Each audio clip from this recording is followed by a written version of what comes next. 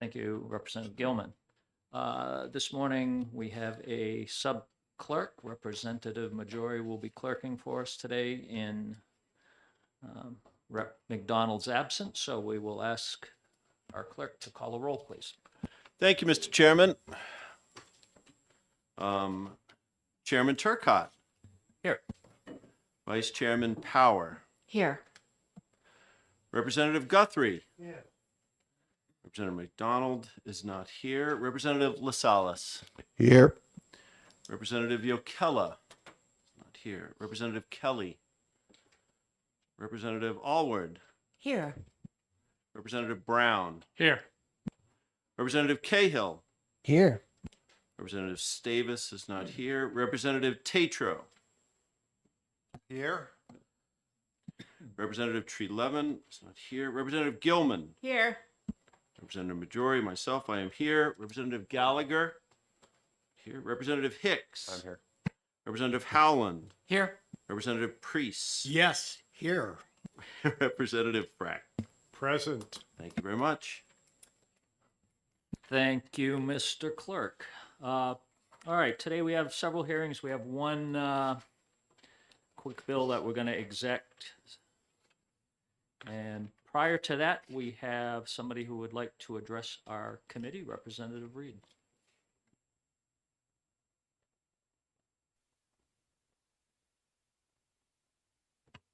Thank you so much, Mr. Chair and honorable members of the committee. I asked the chair if he would allow me the opportunity to apologize to all of you, and he very graciously agreed. So 2 weeks ago, I had a bill before you, and you all have almost always treated me with respect and professionalism and heard my bills and with a great deal of reason.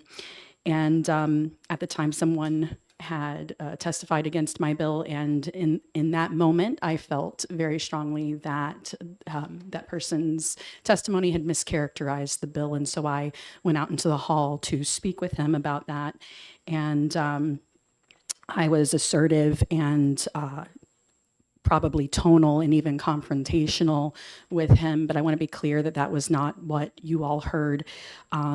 When he asked me to be quiet, I was primed in a mental state to interpret that in the worst possible way, as if he was being patronizing, and I extremely loudly, in fact, at the top of my lungs, shouted, and that was extremely unprofessional of me. I disrespected him. I disrespected this committee's work, and I disrespected the proper procedure of the House. And for that, I have to offer my deepest apologies to you all for doing that.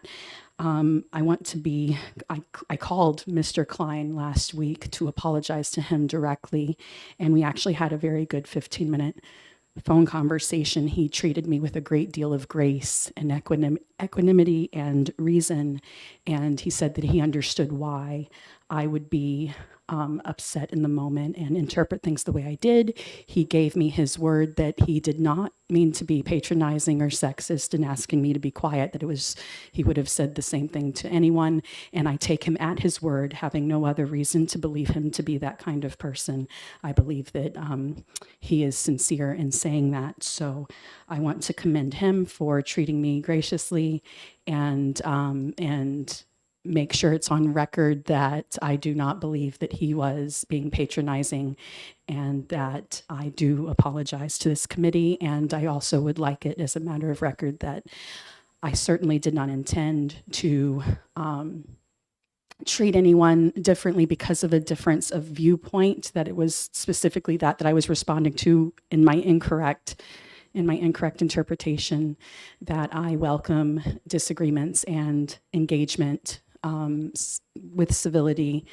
And in fact, I believe that I have co-sponsored and testified for a great number of bills from people of the opposite party. So I want to reaffirm my belief in working with people who disagree, and once again, very, very deeply apologize to this committee for disrupting you and disrespecting the witnesses that came before you.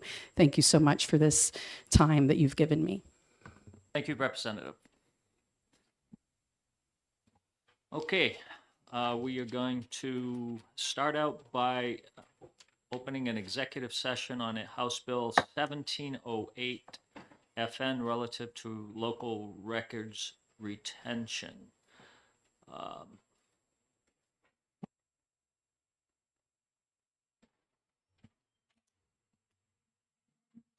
Representative Parr? Thank you, Mr. Chair. I'd like to make a motion of inexpedient to legislate on House Bill 1708. And could somebody want to second that? Representative Priest seconds that. I'll just briefly speak to that for you.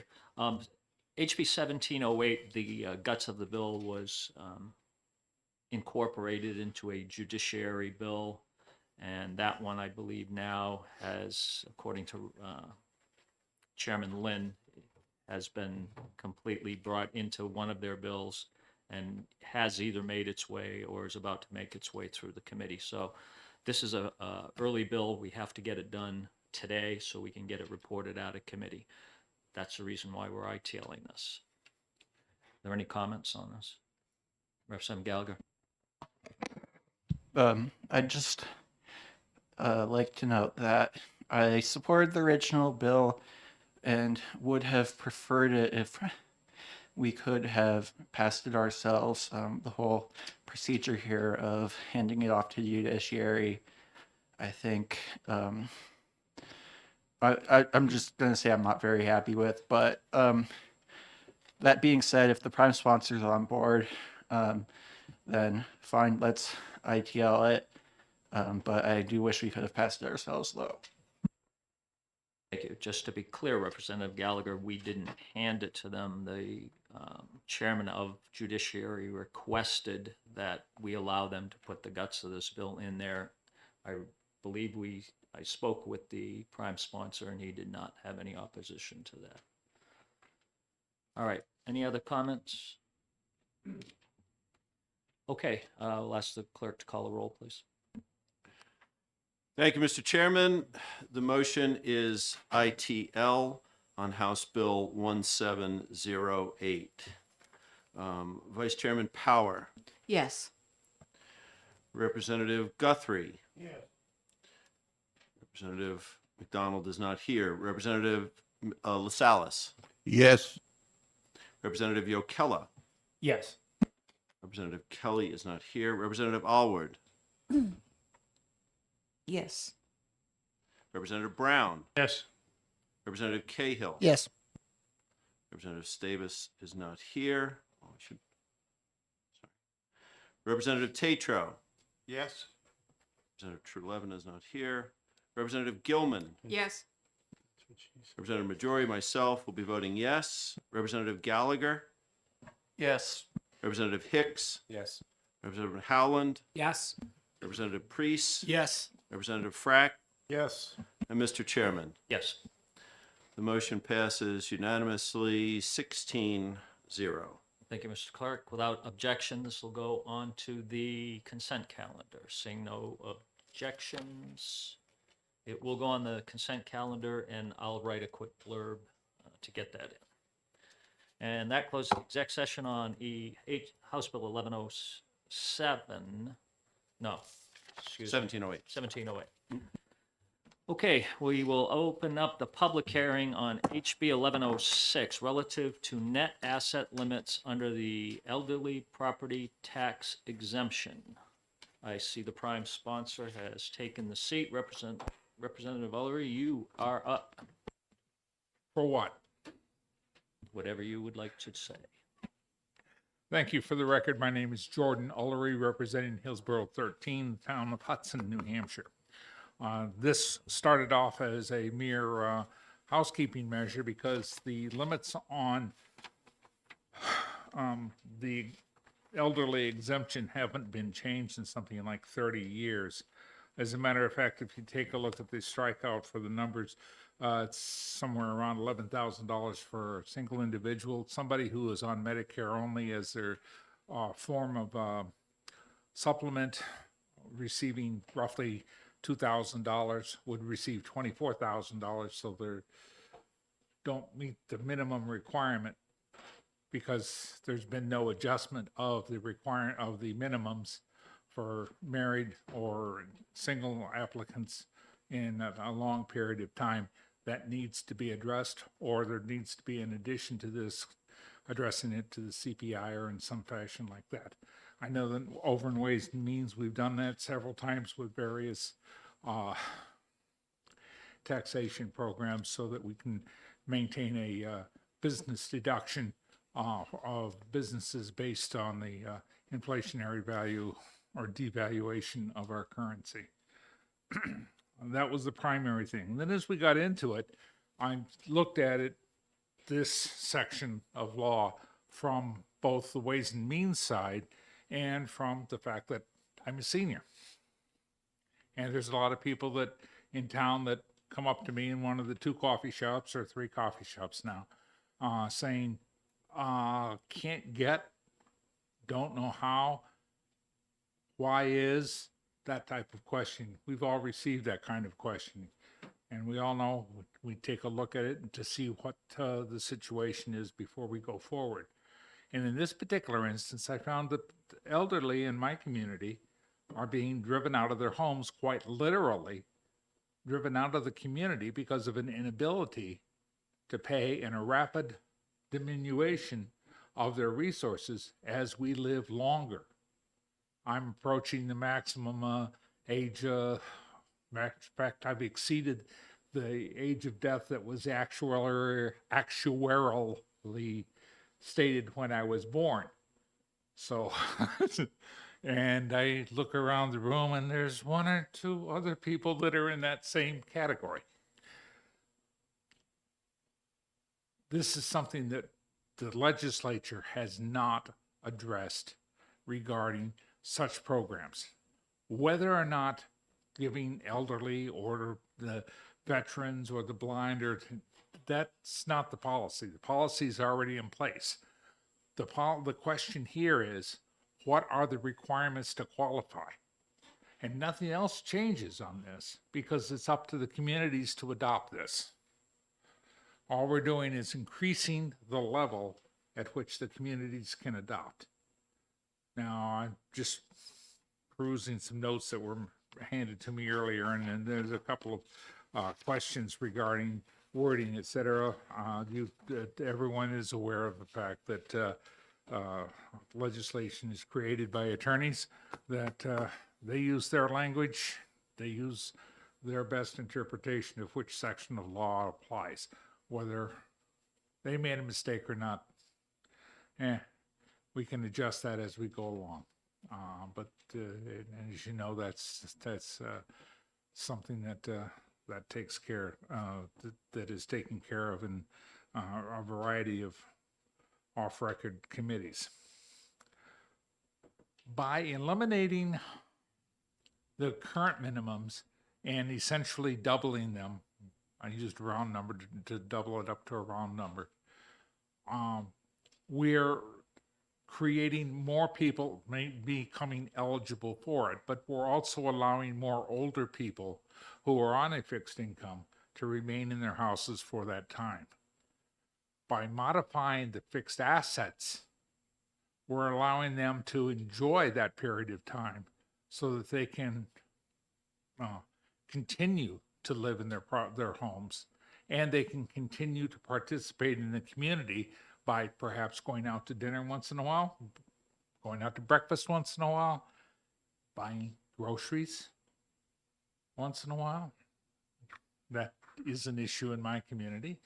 Even though Hudson has a reputation of not being one of the poorer communities in the area, there are still individuals that occasionally need some assistance.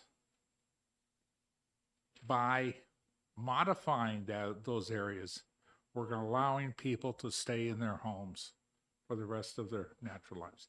But we've also capped the amount of tax deductions that we've included in here. So try to balance between the two. And I hope that the committee will look favorably upon this. I hate to say it, but it's for the old folks. I'll be glad to answer any questions, Mr. Chair. Okay, thank you. Representative Yokella. Thank you, and thank you for taking the question. It seems like the law allows that the town or city choose any amount as long as it is not less than the amount stated. And so by increasing that amount, you're actually reducing the option of the towns and cities to choose a number, let's say, less than the number that you've chosen and greater than the current number. I'm looking at lines 25 and 26. What is your opposition to towns choosing, let's say, 25,000 as the number that they choose? Why should a town not be able to do that? I'm not reading that the same manner in which you're reading it.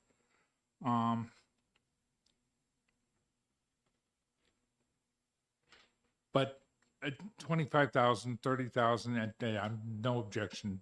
That particular number needs to be increased to reflect the devaluation of our dollar that has taken place over the last couple of decades.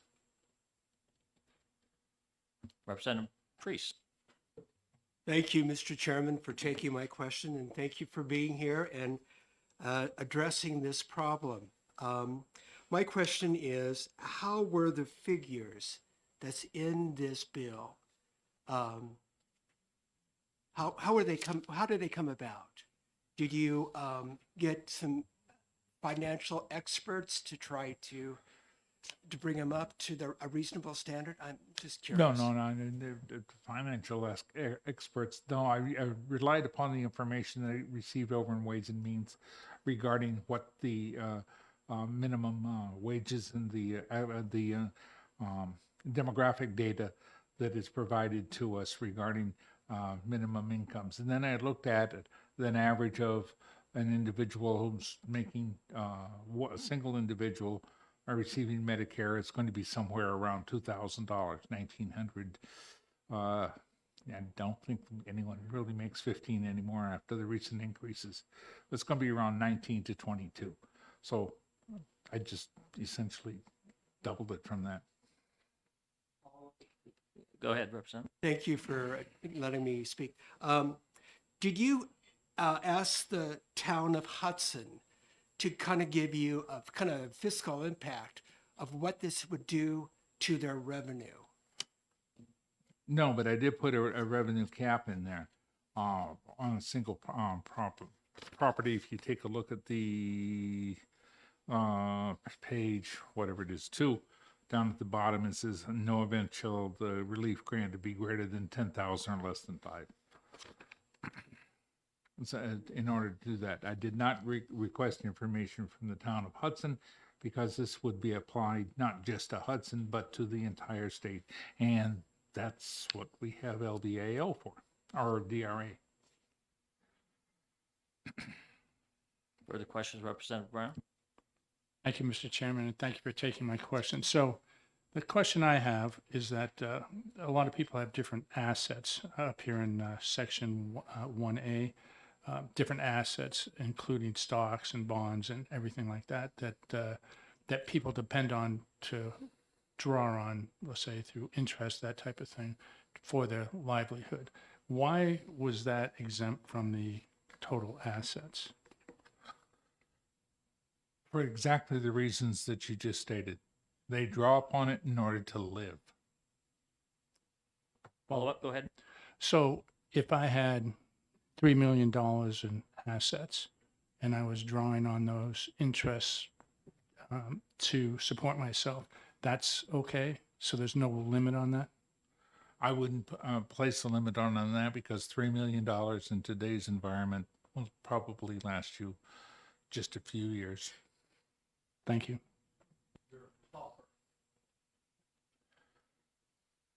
Representative Guthrie. Thank you, Mr. Chairman, and thank you for the work. I also have the white hair and fall in the category. In fact, I'm one of those borderline ones that can't quite qualify. But we're changing our parameters to a maximum of $70,000 for married couple, so it's going to be a lot easier for me to qualify if I can. But I have a question on page 2, line 31 and 32, section 4. What does that mean, and why is that necessary to be in this bill? Because you could wind up, from some of the fears that Representative Brown was alluding to, with an individual who has a great deal of residual income that is gained over the years. This would limit the liability of the community. And that was the reason it was put in. So it would be no greater than 10 nor less than 5. So someone would have a base of 5 that they would get. And take my community, for example, the tax rate runs 6 to 8. Roughly 6 to 8. Something like that. The guy from Hudson's behind me, but So this is to protect the town from somewhat. losing from If somebody losing. owns a large home, still qualifies for the monies area. Even though they have but the extra money. They get a relief, but they're not gonna pay any more than, $10,000 in their tax relief. if So if they, they get a tax bill of, say, 12,000, they're not only would get 10,000 relief. Is that correct? that would be correct, sir. I'm usually at the other end. My property's worth about 140,000, so. Well, your mine is a town property, it's a little bit Okay. more than that. Yeah, so thank you. Thanks. Anyway, thank you for your effort. Thank you, Mr. Chairman. Thank you. Representative Fract. Thank you, Mr. Chair, and thank you for taking my question. As long as the proverbial hood is up on this RSA and we're tinkering with it, I have 2 questions on Roman numeral 2A. The requirement is for residency in the state. And what is the logic for state residency versus the municipality, which is being applied to for the exemption? I'm not exactly sure on that, sir, because if you'll note, all I did was change the number of years in existing law. Right, I do understand that. And then what I did was, let's make it a long-term resident rather than a short-term resident who may be engaged in property flipping. Okay. Follow up, Mr. Chair? Go ahead. My second question, Roman 3D, again, the logic behind the applicant being married for 5 years. Okay, hold on, Representative. Again, a reminder to everybody on the committee, only the bolded type is what's being changed. The 3D, there's no change there. So I don't really think we need to go down that road. Existing law. It's existing language, not being amended. Further questions? Representative Priest? Thank you, Mr. Chairman. And question, how many communities are currently using this exemption in their local governments? It would be up to each community to adopt it, and I'm not sure how many have adopted it or not. I know that mine has, and that it is used. Mr. Chairman, follow up? Go ahead. How many households or elderly individuals do you know are currently using this exemption? I'm not aware of that number. Okay, thank you. And follow up, Mr. Chair. No, you don't ask questions. Well, can I continue to answer that one? You may answer if you've got more information. Sure. Thank you. Thank you. The specifics of individual household incomes are not are privileged under DRA regulation. I could get a round number, but it would be uninformative number because it would include too broad of a scale. So it'd be a number, but it's useless. Further questions? Representative Gilman. Thank you, Mr. Chair, and thank you for taking my question. My question's kind of procedural, I guess. This is an amendment to 7239B, but 7239A references this using the same numbers that you want to change. So my question is, shall we work on an amendment? Check with legislative services. They wrote it. They picked out which ones belong where. Okay, thank you. And that may, in fact, be an issue, but it's one that I think that's more of a mistake rather than sending it to the wrong place. Further questions? Seeing none, I have one representative. As we increase the amount of exemptions for one group of people in town, am I correct in assuming any lost revenue from those sources will be redistributed and pulled from the rest of the individuals in town? that would generally be the form, and that's exactly what happens under the current law, that others are taking care of those in town with less means of accomplishing life goals. However, it's also incumbent upon the community to make changes and to moderate their own operations to allow individuals who reside in their community to continue to reside in their homes. Okay, thank you. Further questions? I see none. Thank you for your testimony. Next up, we will call Scott Bartlett.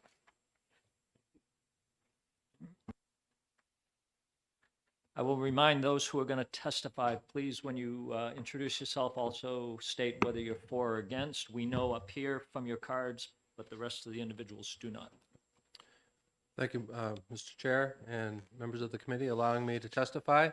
My name is Scott Bartlett. I am the assessor of the town of Goffstown. I do oppose this bill as it is currently written, and my select board has authorized me to speak to you today in opposition to this bill, again, as currently written. The main issues that we are opposed to are the net asset definition and the range of the $5,000 to $10,000 minimum relief. Start with the assets. On line 5 of page 1, it redefines assets to not include investment funds not being cashed in or withdrawn except that any, I'm not going to read the whole thing, but essentially what this is doing is saying that investment funds are no longer considered to be assets. And I think Representative Brown kind of touched on this. You could have millions of dollars of assets, but still qualify for the exemption. I don't think that's the intent of the elderly exemption. By redefining this in this way, it also creates what I consider to be a very inequitable situation, depending upon what type of retirement plan an individual has. Just last week, I had a couple come in. We are currently at the maximum of $60,000 of income, same as this bill would do. So we have no objection to that change. But essentially, this couple came in and their retirement plan was Social Security and a pension. They had limited investment funds. They made $62,000. They did not qualify. But if this change were to be made to the definition of assets, you could have an individual who has, again, millions of dollars in assets in investment funds. They could take $200,000 to $300,000 a year out of those investment funds, but they would qualify under this definition. That does not seem to be equitable. And, we do have an objection to that. The other issue that we have a objection to is just going to again find the line. It's line 31 to 32 on page 2. This says, in no event shall the amount of relief granted be greater than $10,000 or less than $5,000. Well, right now, our maximum relief for an elderly over the age of 80 is $2,600. So just this alone, if we were to make the minimum $5,000, that would raise our tax rate in town by 13 cents per thousand. Again, that doesn't seem like a lot, but it is an increase. That's just taking this into consideration with 182 elderlies that we currently have. If the definition of assets also changes, we are going to increase that number. How many? I don't know. I can't give you an estimate of that right now, but I'm pretty sure we will increase that number. The other issue I have with this range of relief is that the elderly exemption is an exemption. It's at a certain amount off of the assessed value. It is not a credit. So we're taking an exemption and putting almost like a credit amount on that. It would be extremely difficult to administer that way, because we don't know until we get the tax rate from the DRA, we don't know how much that relief is going to be. The exemption is set beforehand. It's part of our filing, our MS1. But again, for me to set that at $5,000, it would mean I would have to recalculate after the tax rate is already set. I do have written testimony that I will leave here for you. I haven't touched on everything, but those are the main issues that we are opposed to. And I would be open to any questions. Thank you very much for your time. Thank you for your testimony. Representative Priest, go ahead. Thank you for taking my question, and thank you for being here. Have you had I know this is a lot to ask you, but have you taken a moment to kind of calculate what kind of a fiscal impact if this bill was passed, it would have for the town of Goffstown, and how high the other property taxes would have to be brought, risen to meet this the deficit that would come from these properties? Really, the only thing I did on that was look at the minimum to the maximum, the $5,000 to $10,000. As I said, that would have a 13-cent per thousand impact on our tax rate. It would increase our tax rate by 13 cents. The other parts of this, again, it all would depend on how many more people would qualify because of these definitions. The income limit is not an issue. We are currently at $60,000 for a married couple, $42,500 for single. The asset limit would matter a little bit because we are currently at $180,000. But again, I don't think those are really the main issues we have. If it went to $350,000 and that was the will of the legislature, we would abide by that. The real issue is that new definition of assets. That's where we have some major opposition to.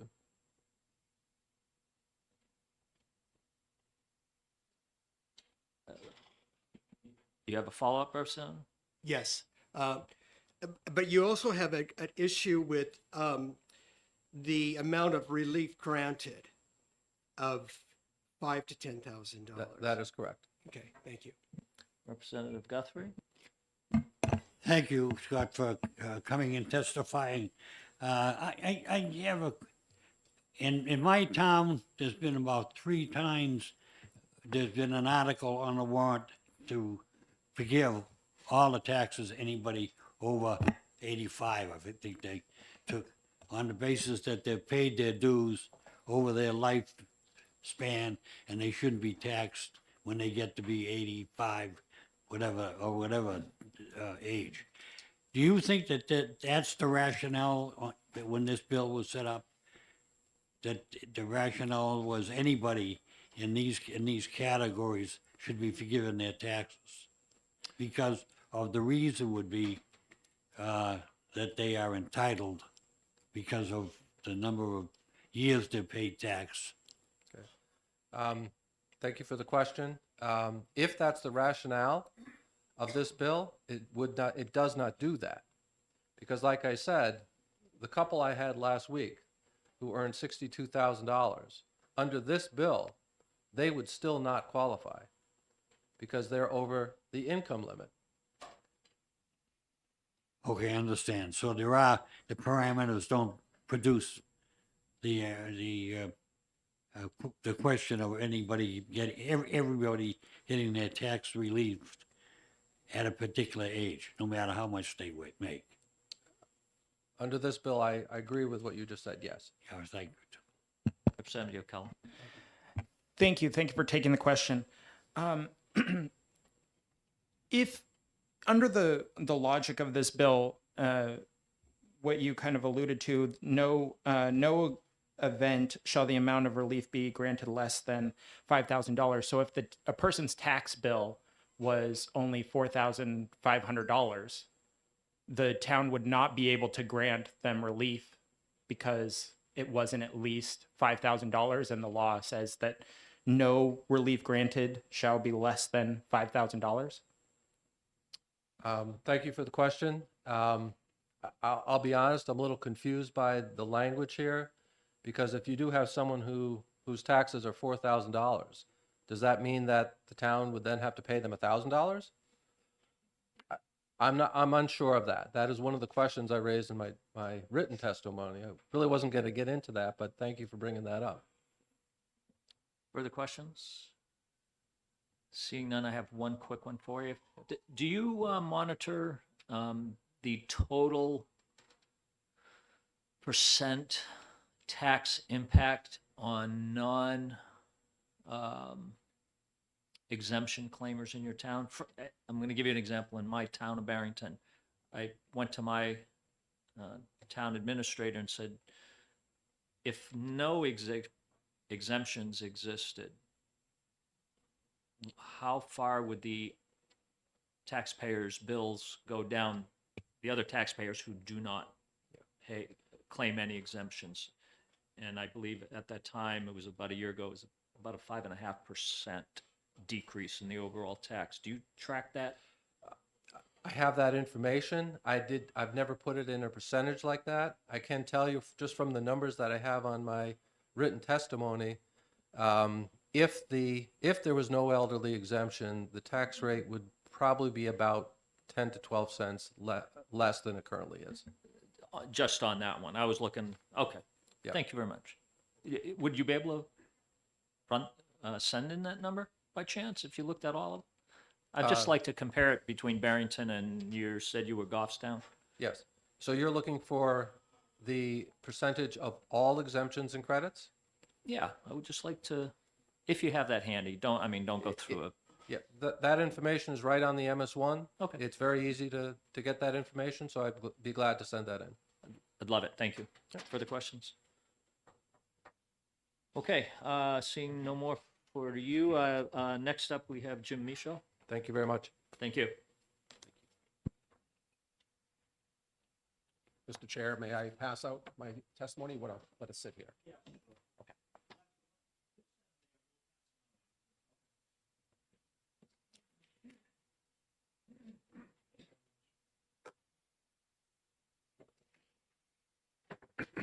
Good morning, Mr. Chair and members of the committee. My name is Jim Michaud. I'm the Chief Assessor for the town of Hudson.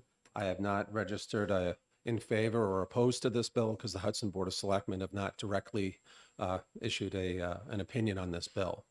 So I'm here mostly talking about the administrative part. There are some policy parts as well. This is a really important tax exemption program in the state. We annually are in this process of people applying. Our assessment review process for the Department of Revenue, they monitor how we grant exemptions, not just the elderly exemption. And it's been a really long time since these amounts were looked at. It was in the 1995-1996 General Court under House Bill 331. It took 2 legislative years and a study committee to arrive at the language that you pretty much see in the law today. In 2022, according to the DRA, there was $1.1 billion in elderly exemption value that's been exempted. And that would be $5,000 in exempted taxable value in Surrey, all the way up to $145.5 million in exempted value in Nashua. In terms of tax dollars, it's about $28.6 million in property tax redistribution. So it's revenue neutral, right? So the tax rate goes up to account for less taxable value. I do have attached a series of concerns about the bill. Number one, on my page 3, has been addressed. It's most likely an OLS item.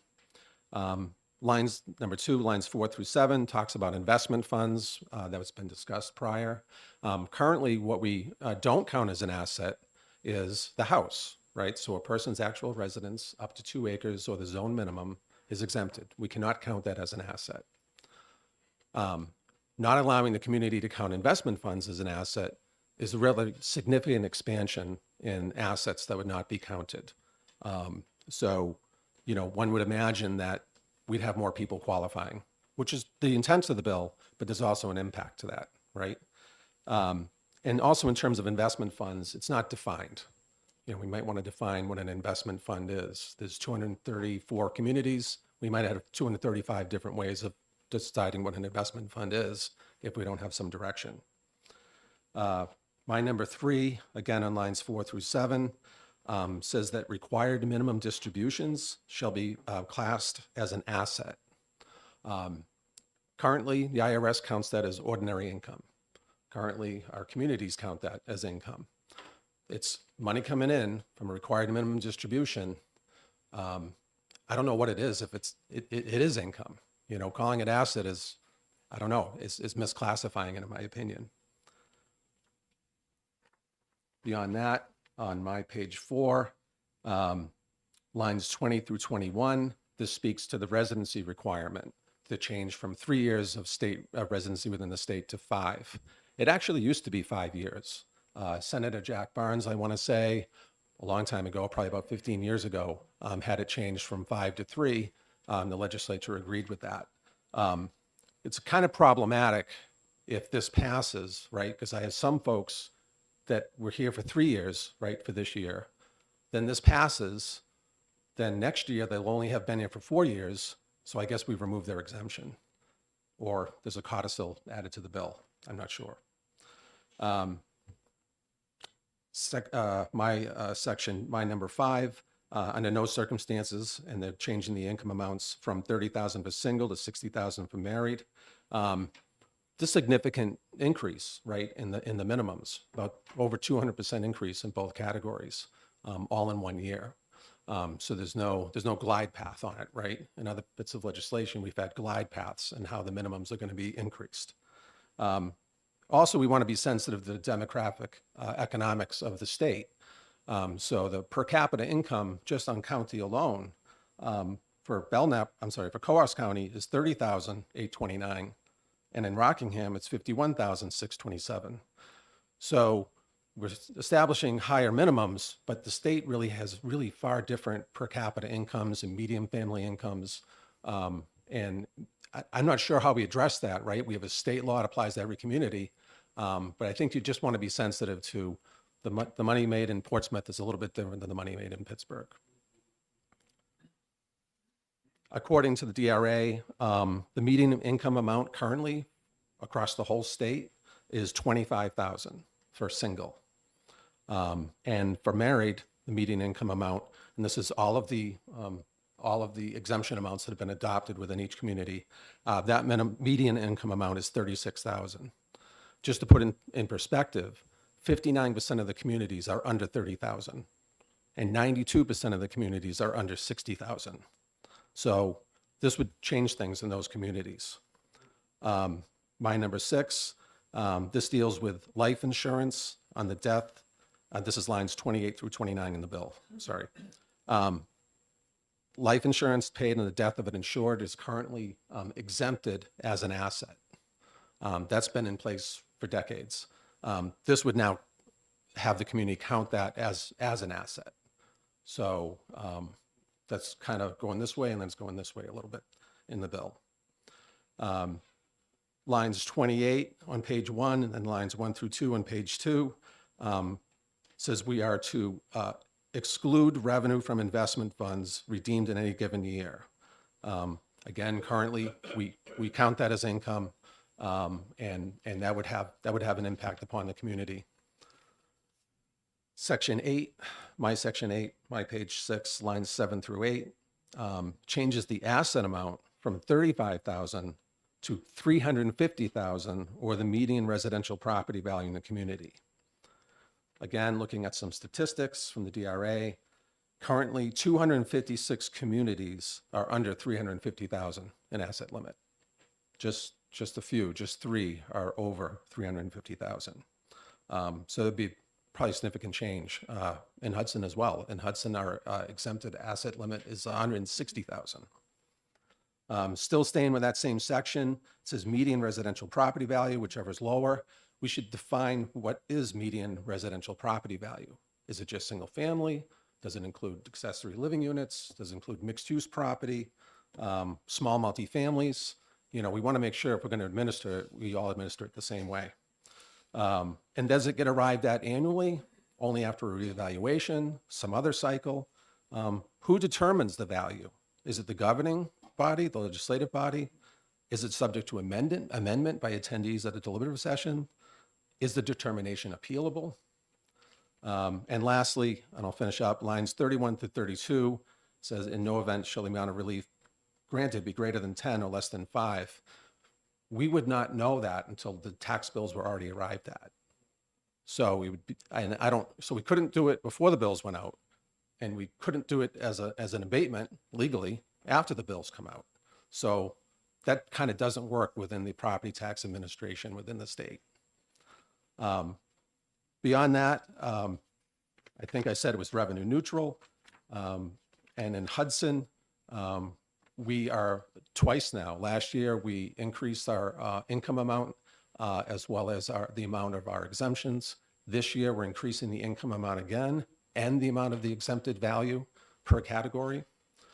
So every community has the ability to do that, right? They can raise the amounts if the voters approve it. In Hudson, we have about 179 properties that receive the elderly exemption. It is about 2.5 cents on the tax rate. So every community is going to be different. But in Hudson, the median, I should say, the amount of taxes exempted are between $2,100 and $3,600 currently, right? Between the first age level category up to the maximum age category. It's a mandatory exemption. Every community has this, right? At minimum. So they can expand it. They just can't go lower than what's currently there. At Hudson, it takes about $12.5 million in exempted value to change the tax rate by a penny.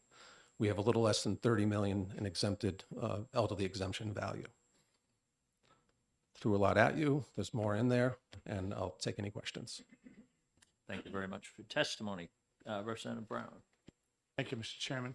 So towards the end there, Mr. Michaud, thank you for taking my question. You do a very, very thorough job on these bills when you come in. Thank you for that. So my question is, you seem to indicate that you have the ability to legally do these things already in the town of Hudson to increase the exemptions. And can you explain how that works without the law being changed? Thank you. Sure. We can't change what's considered an asset, right? This does that, right? But we can change through warrant article, right? We're a town, SB2. So a warrant article either goes on because the Board of Selectmen offer it, or the warrant article goes on by petition, and they say we want to raise or lower, but it's always raise the amount of the income allowed, raise the amount of assets allowed, raise the amount of exemption allowed, which is not in here. And under the current law, those also have not been adjusted for a very long time, the minimum exemption amount. So that, and in cities, it's different, obviously, town council communities, charter form of government, but the voters vote on it, or our representatives vote on it, such as aldermen. Thank you very much. Representative Yokella. Thank you. Just to clarify, the impetus for this bill is that there needed to be some inflationary change as far as the minimum. But it seems to me that your testimony says that the communities are already empowered to do those changes as they see fit in the law as it stands. And so no actual change is needed to allow them to do that inflationary adjustment if they so choose. That's Is that- correct. They can currently do it. Thank you. Further questions? Seeing none, thank you very much. Thank you. All right, I have one more pink card. Catherine Heck, an HMA. Thank you. Good morning, Mr. Chairman and members of the committee. For the record, my name is Catherine Heck, representing the New Hampshire Municipal Association. And I think you've heard from some of our assessing experts, some of the technical concerns that exist within the bill. Not only would it change the law and create a mandate for cities and towns that already can increase the exemption and the income limits, but there also is a mixing of exemption versus credit within the law. And we've been here many times testifying on how we either need to have an exemption or a credit, but we certainly can't mix the two together. One happens before the tax rate is set on April 1st when we show our taxable inventory, and one happens after the tax rate is set in December. I did want to point out, just for interest, the wide variety how each town in New Hampshire might be addressing this situation when they see fiscal stress in their community, especially around their elderly populations, and how they might be addressing this locally. For example, the city of Lebanon has a single income limit of $45,000 and a married income asset limit of $100,000. The city of Manchester has a single income limit of $41,000 and a married asset limit of $130,000. Moulton Borough, as another example, has a single income limit of $25,000 and a married asset limit of $100,000. But then we go to Northampton, where they have a single income limit. Hold on, let me just make sure of $40,800, but a married income asset limit of $190,000. And then we'll go to Portsmouth for another example, just to highlight the wide variety to address this, where a single income limit in Portsmouth is $46,124, and the married income limit and the single asset limit are both $500,000. So each community for itself is deciding how best to address this. You'll also see the exemption itself being wildly varied in the amount that will be reduced off the assessed valuation of the property. For example, with Hudson offering 80 plus individuals $240,000 off their assessment, Moulton Borough $100,000 off, Northampton $200,000, Portsmouth $335,000, and Nashua $280,000. So again, each community for itself, and these reports are right available on the DRA website. We can give you the links, show what each community has decided to adopt locally to address the elderly exemption in their community, using the minimums in current law as the benchmark and increasing as they see appropriate for their community. So I'll certainly take any questions. Representative Priest. Thank you, Mr. Chairman, for taking my question. You didn't state if the Municipal Association was in support or opposed to this bill. Thank you. We are opposed to this legislation. It would create a mandate. I apologize. Thank you. A follow-up, Follow-up, go ahead. please. And in your estimation with this bill, regarding the net asset changes as well as the amount of relief granted, what impact would you see in these communities? So again, we haven't worked up a study to examine that carefully, but generally, when we expand definitions and we expand the exemptions or credits, we will see the taxes redistributed to every other taxpayer in the community, whether it's commercial or residential, but we will also see it change the disabled, the deaf, the blind, and the veterans tax credits, right? Because everything gets redistributed into the pie. So if you change one and you don't look at the other exemptions and credits, you could be disproportionately impacting another vulnerable community member. Representative Yokella. Thank you. So this creates a mandate on the towns to have at least 30,000 for an individual. In your research, did you find any towns that this would bar their current chosen relief? Yes, I Thank you. believe, sorry. Oh, I believe Jim Michaud from Hudson might have provided you some of those statistics, and they'll be in his testimony. Further questions? Seeing none, thank you very much for your Thank you. testimonies. I have no more pink cards. The blue sign-in sheet had nobody signing in for or against. So with that, we will close the public hearing on HB 1106. And once the clerk is ready, we will proceed to the next one.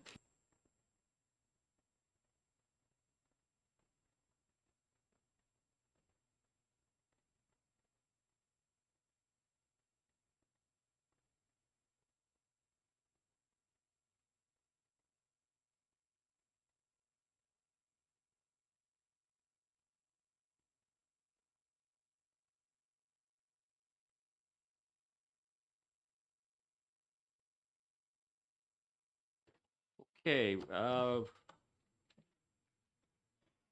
Representative Ullery. Are you leaving us? Yeah, we have the next one.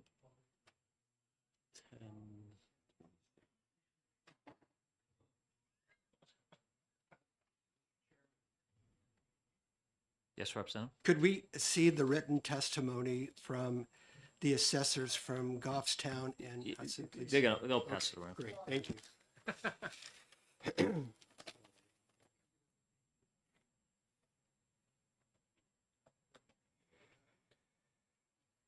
Okay, we'll go ahead and open up the hearing on HB 1284 relative to quasi-judicial authority of planning boards. And Representative Ullery, you are up again. Thank you, Priest. Mr. Chair. For the record, my name is Jordan Hold on Ullery. one sec. Representative Priest. For the record, my name is Jordan Ullery, Hillsborough 13. There we go. And I am on the planning board in Hudson, and that is the emphasis this. I did have some input from the Municipal Association regarding it. They actually called and discussed this bill. I don't know why they didn't call and discuss the other bill, but yeah, that's them. At any rate, the impetus of this is some individuals around the state and various boards tend to forget that when they're acting as a member of the planning board, they're acting as a member of a board, and they're acting in a quasi-judicial manner on most of the actions that they have. Even when the mandated master plan is being discussed, they're still receiving information from the public, and they need to judge that in a quasi-judicial manner as opposed to a partisan manner.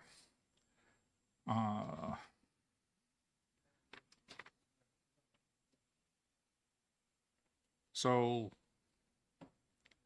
the details of it are based upon experience, and I'm hoping that the committee will bring some clarity statewide to the operation of planning boards. And I'll be happy to answer any questions. Okay, thank you. Representative Elwood. Thank you, Mr. Chairman. Good morning, Representative Ullery. We've known each other for a very, very long time, and I want to thank you for bringing this bill. I couldn't have said it better myself, and you've saved me a lot of time and effort for next go round. Regarding the term quasi-judicial and administrative, are you in line 3, page 1, establishing that the planning board is a quasi-judicial administrative agency? And if so, what does that mean? Thank you for your question. Yes. And it means that it is a quasi judicial body, which is the way that the Municipal Association in their handbook for planning boards defines the activities of the planning board. All this does is take what has been a non-mandatory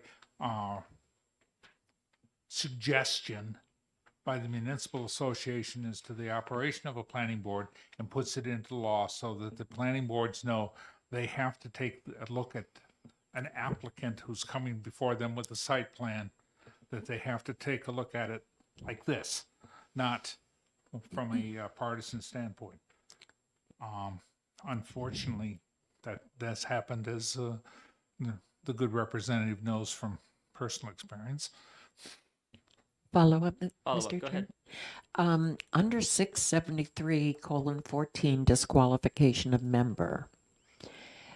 Roman 1, it says that the board is to decide in a judicial capacity relative to planning boards and ZBAs, building codes, historic districts, etc. So I'm just a little confused because I don't understand if this will somehow change this. Well, number one, the planning board currently is not a judicial body. That says in a judicial manner. Capacity, correct? All right. Sorry. All this does is establish the ability for the board itself to be established as a quasi-judicial body. It doesn't fall under the judiciary statute. It falls under the administrative statute, but it's operating in a quasi-judicial manner in the same way the DMV in their civil actions operates in a quasi-judicial manner. Thank you very much. Representative Priest? Thank you for taking my question and thank you for being here. Having served planning boards for 45 years in my past life, I appreciate this effort of putting in what we should be doing on the planning boards and we're sometimes not. Is this a problem in Hudson now or other communities? I'm not going to speak for Hudson because if you're a member of the planning board, you have no standing as an individual. Having experience with Hudson and other communities, occasionally individuals forget that they're part of a board and think that a decision can be made on their own behalf. This has happened not only with the planning board or with the zoning board of I forget the name of the zoning board, or even select boards where individuals have acted on their own behest as opposed to the fact that they're a member of the board. And so what this does is create a statewide standard for the planning board that comports with existing recommendations by the Municipal Association under best practices. It also provides some information regarding the presentation of information that may or may not be misleading when a person is making a representation to the board. And that's something we have to deal with here in our own committees at times where perhaps the information related is not necessarily as accurate as could have been provided. Boy, did I walk around that enough? Representative Yocella.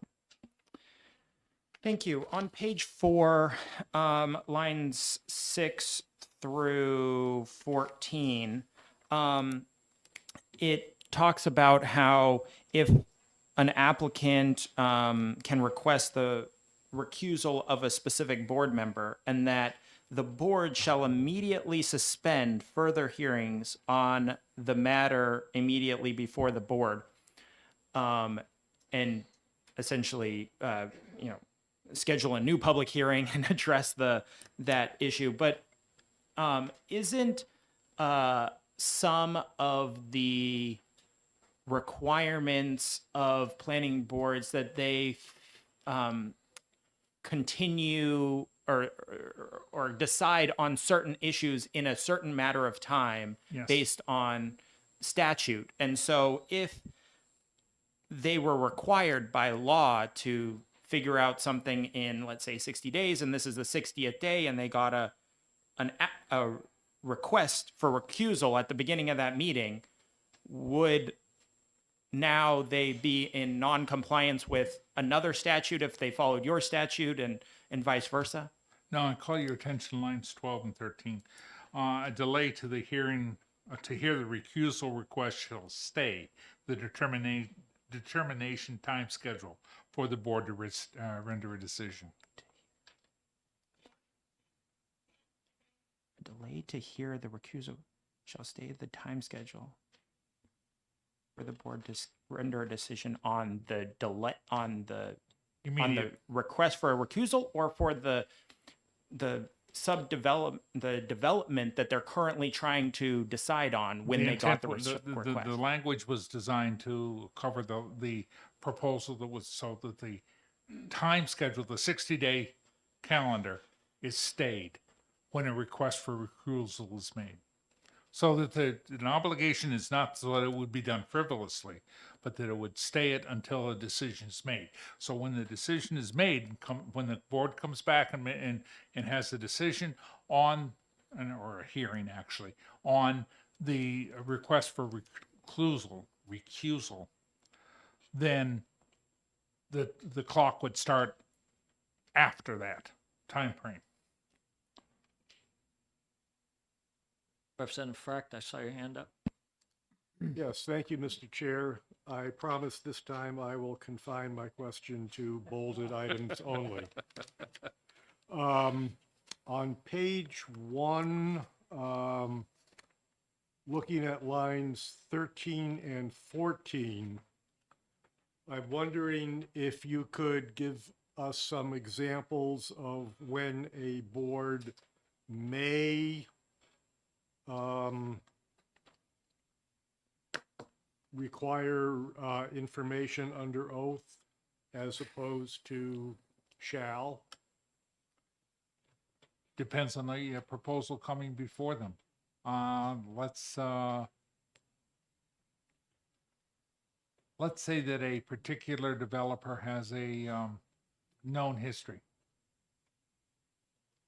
I would think it would be best business practice for a quasi-judicial body to require, like a Lori list individual, to use a broad, very, very, very, very broad comparison, that individual provide testimony under oath.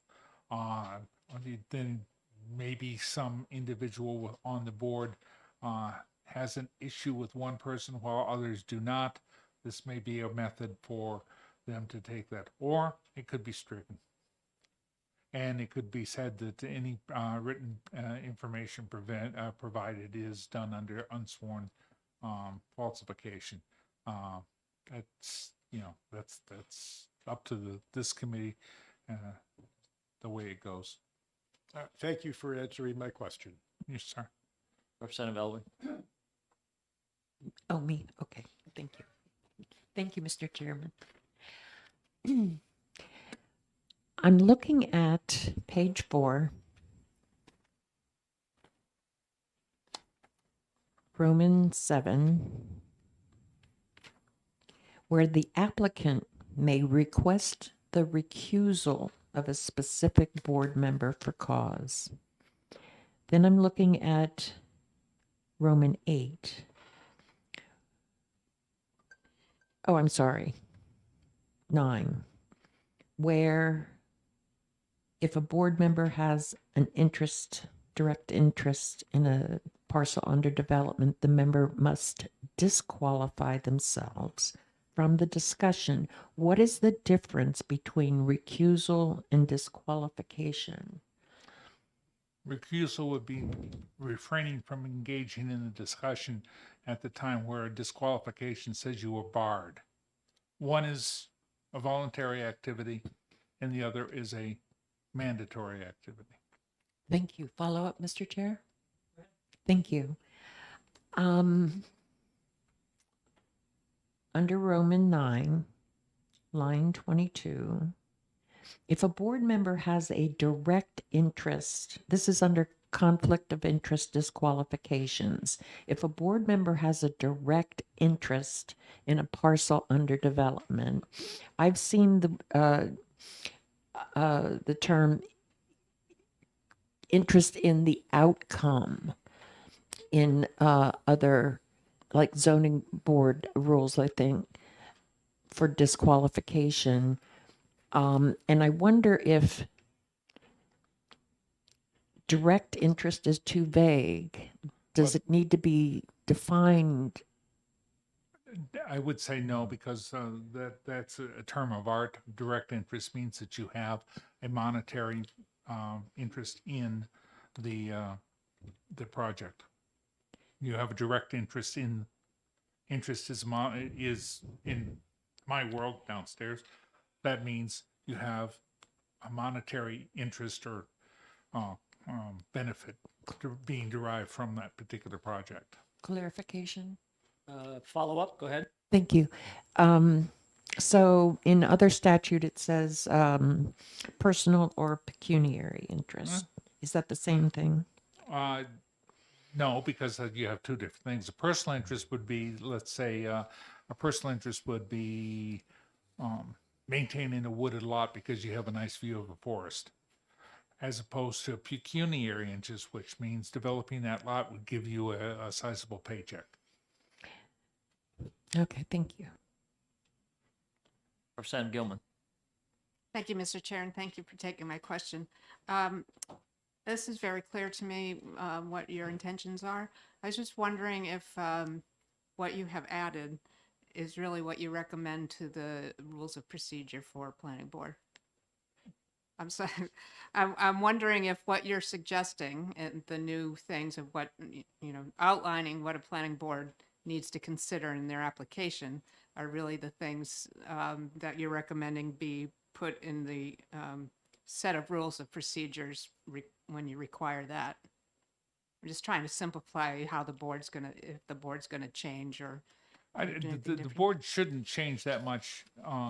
Those boards that are following the guidelines set out by the New Hampshire Municipal Association are pretty much doing this to begin with.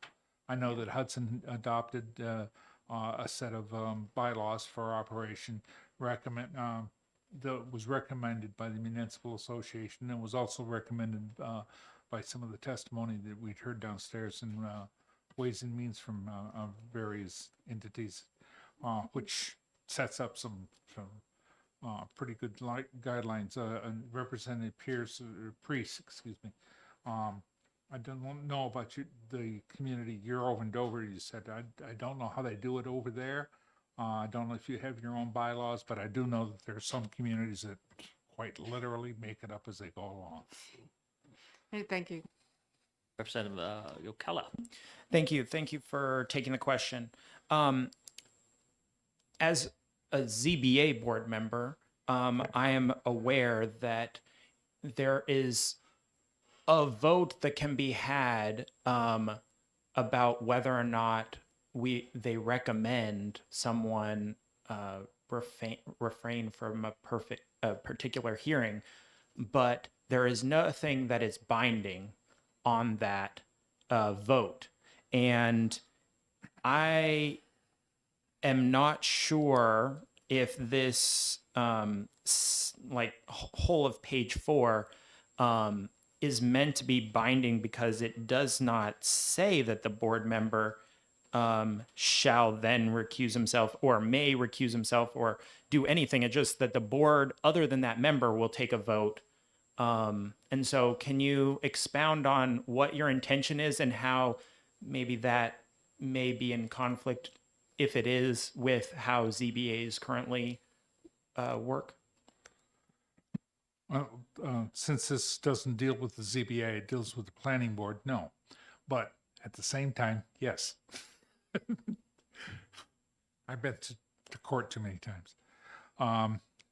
if you take a look at section 4, the members of the planning board shall. So it does apply to them. In one instance of which I am familiar, a member of the select board, while sitting as a member of the planning board, called a developer a variety of names.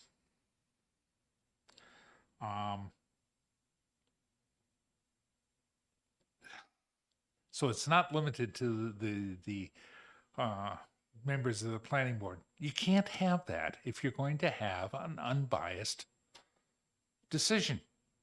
So you have to disassociate yourself, if you will, from your personal opinions and evaluate each plan separately based upon the facts in front of you.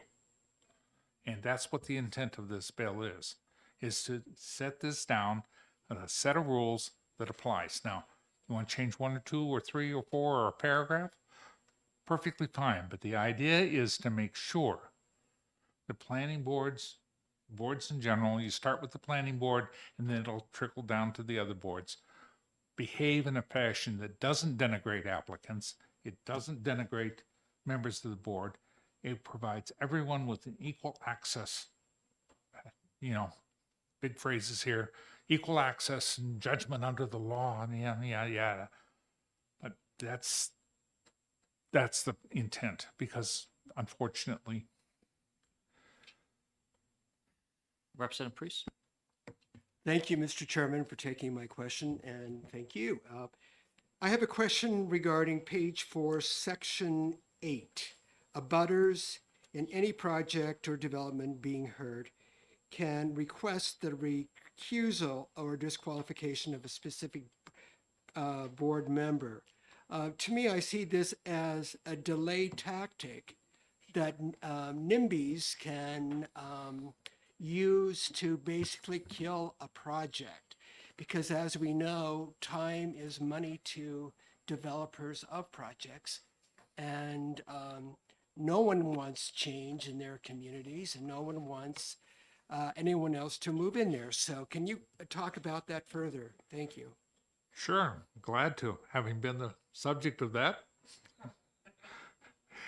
You may recall that there was a small project that was designed, that was offered Hudson a couple of years ago.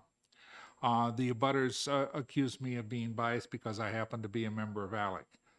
It turns out that the developer, I forget the name of it, Hills something the other, construction company, and Amazon were abjectly not part of ALEC, and that was the decision that those particular corporations had made when they were offered to join, which is perfectly fine. I mean, it's immaterial. The alleged bias, that was an attempt, as the good representative pointed out, in my belief, to delay the project. However, an abutter to a property under development should have every right to use every available thing to get their point of view across regarding it. So you allow them the opportunity. Denying them the opportunity is a mistake. It's a mistake because it denies them the chance to say what's going to happen. Now, in a particular development in Hudson, it turned out one of the property owners decided to sell because he knew his property value was going to go down, and he got almost $300,000 more than the assessed value of his house. So that particular argument disappeared. But that's neither here nor there. Further questions? Representative Power?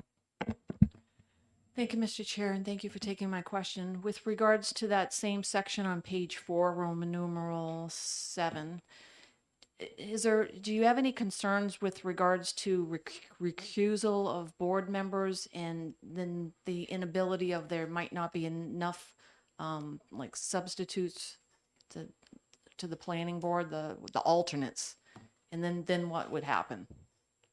Because The meeting would come to an end. Okay. Until the next meeting. And you can make sure that you have but because you wouldn't have a quorum, your quorum doesn't necessarily, if you've got, say, 7 permanent members and 3 alternates, you know, your quorum is what, 5? So getting 5 out of 10 people is going to be, you know, it could happen, but, you know, meteorites could hit too. I don't mean to make light of it, because it is a good point, Representative Power. I appreciate it. Further questions? Seeing none, I have a single question for you, Uh-oh. Representative. Are planning boards currently considered, in your opinion, a quasi-judicial administrative agency? As I indicated, only by best practices administered or suggested by the municipal association. In my discussions with them, they suggested that this would be a good idea to make sure that that is put into law, because that creates them into a status that obligates a certain type of behavior in dealing with the public. Correct, but they are, even though it's not, I just want to make 100% clear. Currently, planning boards operate as a quasi-judicial administrative agency? Under best practices, not on. Okay. All right, thank you. Further questions? Seeing none, Yes, like Mr. Chair, I would Elder- like to expound on your, That will be in the executive session. okay, Yep. thank Yep. you. Okay. All right, thank you, Representative. Do I have any more? The blue sheet, there were nobody signed in on the blue sheet. I have no more pink cards. Nobody here, for or against. So thank you very much. We'll close the hearing on HB 1284, and believe it or not, we are on time. 11 o'clock will be our next start.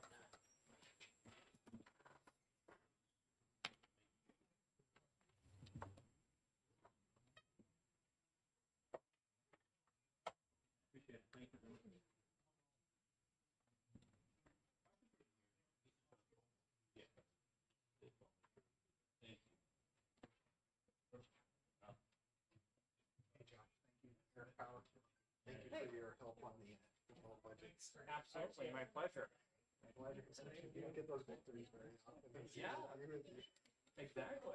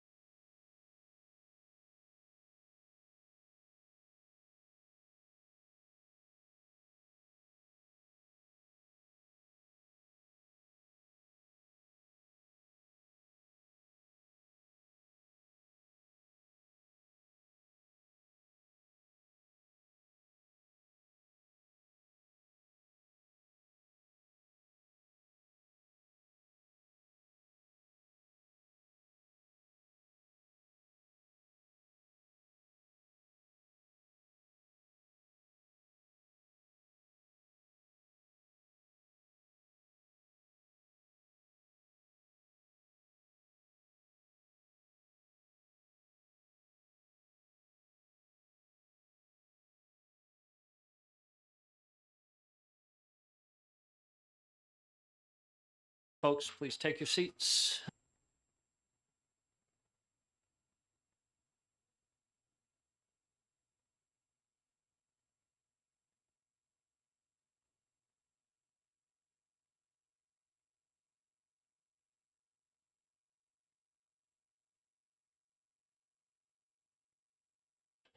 Okay, we're gonna go ahead and open up the public hearing on HB 1187. That is relative to local legislative bodies voting threshold for approval of lease agreements over 100,000. I see the prime sponsor sitting there. Representative Power, you have the floor.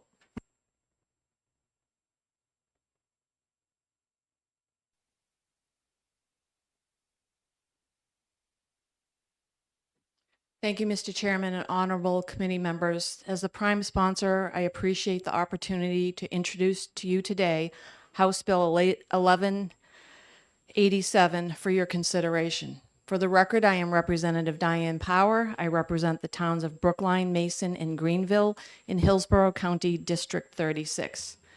To begin, Mr. Chair, it's come to my attention that across our state, there is widespread misuse of the statute governing lease agreements of equipment by some governing bodies. Under current RSA, school districts and towns are able to place extremely high-cost lease agreements with 10 to even 20-year terms on the warrant, and this needs only a simple majority vote to be approved if a non-appropriation or escape clause is included in the proposed lease agreement. Moreover, in school districts and towns with a traditional town meeting, a hand card vote is all that is currently required to pass such lease agreements. Increasingly, school districts are using lease agreements with escape clauses clearly to avoid the 3/5 majority ballot vote when projects of this magnitude and scope should really be bonded. Based on my own research to date, I have found 15 examples and counting of school districts misusing lease agreements of equipment with escape clauses. For example, in my own district in 2022, the Brookline School District put forth a warrant article for an 18-year lease agreement totaling $2.5 million for energy conservation equipment, an elevator, security improvements, and room renovations. And just this year in 2024, the Thornton School District is putting forth a 20-year lease for a boiler room replacement costing $4.4 million. And the most egregious misuse of this lease statute that I found was in 2023, where the Timberlane Regional School District placed on the warrant an article to fund a 20-year lease agreement totaling $25.2 million for facilities, repairs, and maintenance. And unbelievably, in their voter's guide, it explained that their real facility repair needs totaled over $116 million. Stop and think to yourself, how is a lease agreement with an escape clause practical in these applications? And how could you even escape a leased renovation? Of greater concern is the fact that school districts and towns are taking advantage of a loophole in the RSA by which they are appropriating taxpayer dollars to fund major facilities improvements and renovations around the lease of equipment. Mr. Chair, this is a very serious problem that must be addressed by the legislature, which is why I filed this bill in front of you today. The purpose of this bill is to end the misuse of lease agreements of equipment by changing the criteria and the voting threshold for the legislative body's approval of equipment leases over $100,000 from a simple majority to a 3/5 supermajority ballot vote. Now, I will briefly explain how this bill addresses the problem.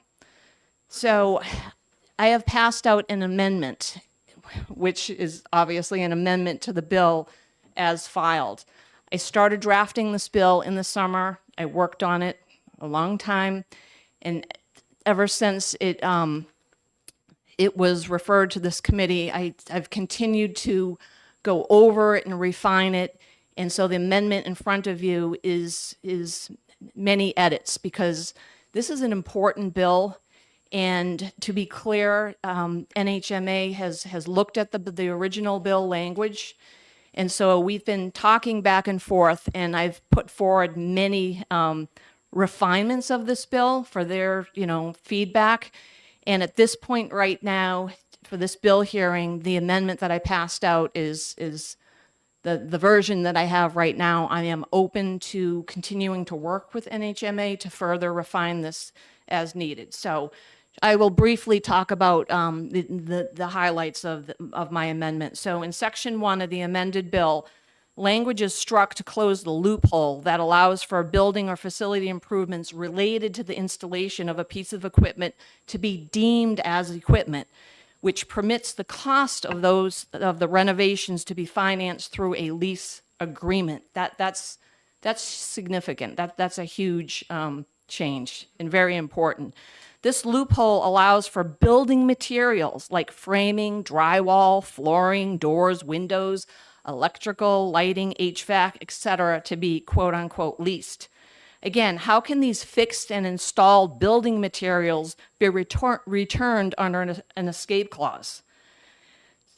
Further, in the amended version of the bill, under Roman numeral 3, the amendment makes clear that building or facility improvements related to the installation, purpose, or operation of a piece of equipment shall not be financed through a lease agreement. Roman numeral 4 ends long-term leases of 10, 15, 20 years by clearly limiting the term of an equipment lease to 7 years. Roman numeral 6 specifies that a special warrant article shall be used for lease agreements, and that these warrant articles shall include a delineated dollar amount of the appropriations for each year of the lease. Lease agreements up to $100,000 with an escape clause shall require a simple majority vote of the legislative body to be approved, and lease agreements exceeding $100,000 with an escape clause shall require a 3/5 supermajority ballot vote of the legislative body to be approved. As with bonds, the polls at traditional meetings will remain open for at least 1 hour. In subsequent years, a special warrant article shall be placed on, or may be placed on the warrant to raise and appropriate funds to continue the lease agreement. And subsequent years, it will only require a majority vote of the legislative body to be approved. Alternatively, appropriations for continuing the lease agreement may appear as an individual line item in the approved operating budget. For this option, I've specified that no other purposes can be commingled in with that individual line item.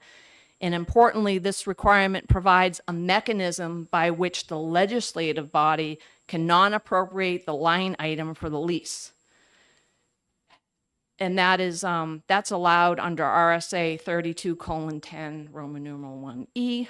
The lease agreement shall be terminated by the governing body under the terms of the escape clause if the special warrant article to appropriate the funds to continue the lease agreement is not approved by the legislative body, or if the legislative body reduces the lease budget line item to 0, and if sufficient funds for the lease agreement are not available in a capital reserve fund with the stated equipment purpose. Roman numeral 7 allows for lease agreements to be funded through an established capital reserve fund, as I said, with a equipment purpose.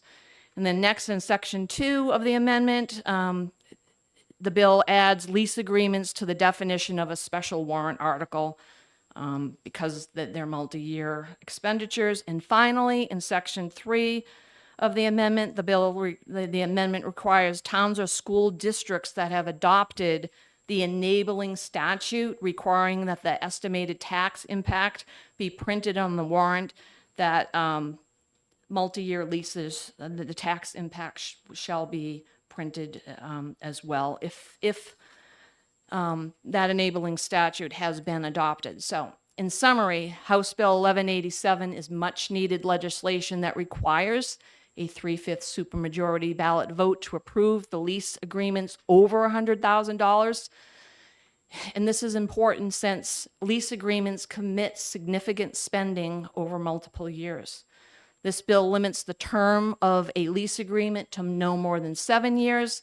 And most importantly, this bill closes the loophole that allowed building or facility improvements and renovations related to the installation of equipment to be financed through the lease agreement. I respectfully ask that you please recommend to pass as amended on House Bill 1187 to bring an end to the misuse of lease agreements of equipment. Thank you, Mr. Chairman. That concludes my bill introduction. I'm happy to answer any questions. Representative Cahill. Thank you, Mr. Chair. Thank you for taking my question. I'm a little perplexed about some of your testimony. Operated steam plants for the U.S. Army, for Fortune 500 companies. Your testimony was that a school leased boiler equipment? That is correct. And Thank you for the question, Representative. That is correct. A quick follow-up. What school is that? So, as I said, I've identified 15 school districts that are engaging in this misuse of this lease agreement of equipment. So I have many pages here off the top of my head. I don't recall which one leased boiler equipment. I think, in fact, there are a couple. I'm happy to get back to you. Representative Priest. Thank you for taking my question. And thank you for being here and for representing this bill. I'm confused about the amendment that you presented today and the bill. Are we just supposed to kind of focus on the amendment because it doesn't really relate to the bill as we have it? Thank you for the question, Representative. The amendment does relate to the bill.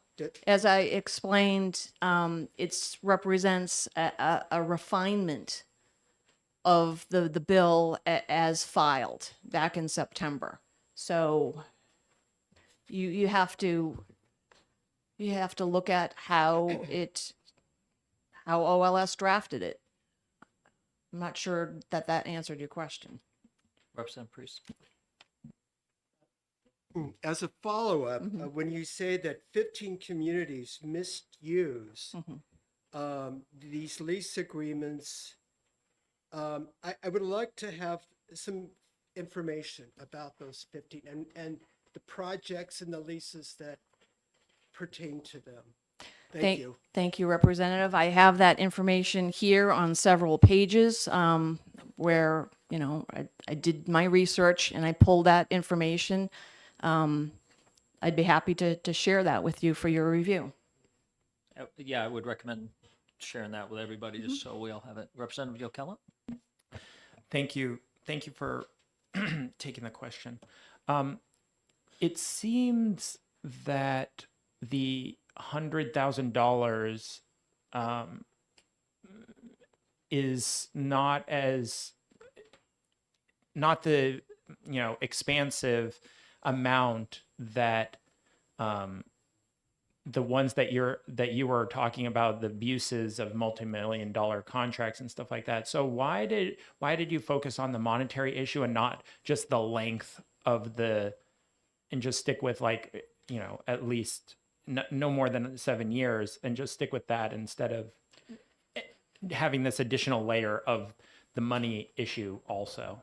Thank you, Representative. Thank you for asking that question. So I did focus on the length of the term of the lease agreement, and this bill proposes to cap that at 7, like you identified. And the reason why I also addressed the monetary number, the $100,000, is because currently in statute with regard to lease agreements, that number $100,000 is specified if there is no escape clause. So just to be consistent, so we don't have different numbers jumbling around in statute, that's why I chose that particular number. Thank you. I'd be open to changes. Representative Cahill. Thank you, Mr. Chair. Thank you for taking another question on these leases.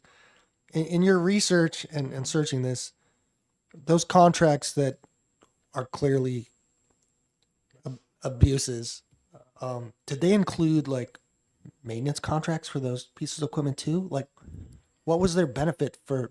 There's no benefit for. So thank you for the question, Representative. So my research that I'm happy to share with you, it's in a very rough form right here and maybe not digestible. And I did not have the time to put it in a nice format like I would like to. So what I did is I researched warrant articles. And so I have the reference where a warrant article was put on, the warrant in these different school districts. And so I've also cut the actual warrant article, the wording that went on the warrant. I did not do additional research to delve into contracts and all of that. Again, I don't have much success with the research department here, so I had to do this all on my own. And also, I would like to state that in my bill introduction, I did say that it was the the Thornton School District was one example of a school district that used the lease agreement with an escape clause for a boiler room replacement. I saw that on their warrant. Representative Majori. Thank you, Mr. Chairman, and thank you, Representative, for taking my question. My question, it's a two-part question if it's okay with the chair, but you'll tell me if it's not, and that's fine. Representative, I'm on page 2 between lines 18 and 20. It seems to me that there's an expansion in there of the intent of the original bill, which was for leases. This includes multi-year collective bargaining agreements. And so my question is, why was that added to the amendment? But also to that, you add in line, the end of 19 and into 20, that the estimated tax impact, if it's a 7-year lease, a town will go through a reval in that period because they'll have to do it every 5 years. Do you have concerns that the tax impact will not be accurate in year, potentially after even year 1, but certainly after year 5? Thank you. Okay, thank you for the two questions. So to answer the first one, on page 2 of the amendment, as you noted, I added in those other items because they are multi-year expenditures.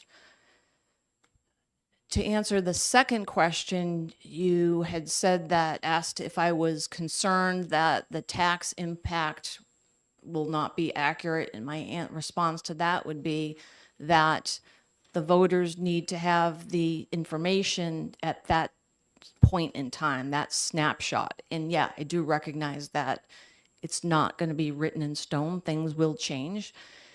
However, the bill requires that in order for the lease agreement to continue, there will be subsequent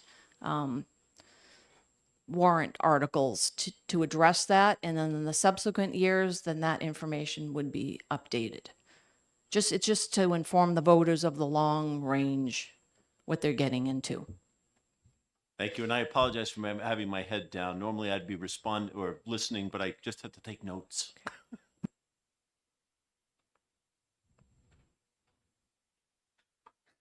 Further questions? Representative Gilman. Thank you, Mr. Chair, and thank you for taking my question. Currently, towns will purchase individual vehicles for lease purchase for different departments, and it will come in their tax or budget line for those different purposes. Would you consider that one lease because it's for vehicles? So let me understand you. Thank you for the question, Representative. So you're referring to my comments about the line item and not commingling, because oftentimes towns, municipalities will have a line item for leases in collectively. So the question was, If we are doing lease purchases for individual vehicles from, and I will say from different departments because that's what we do. But would you consider somebody could interpret that as really one lease? well, that would be under one line item. The question would be, is it possible to break those out into sub line items? Therefore, each one could be accessed individually. I think that's a possibility.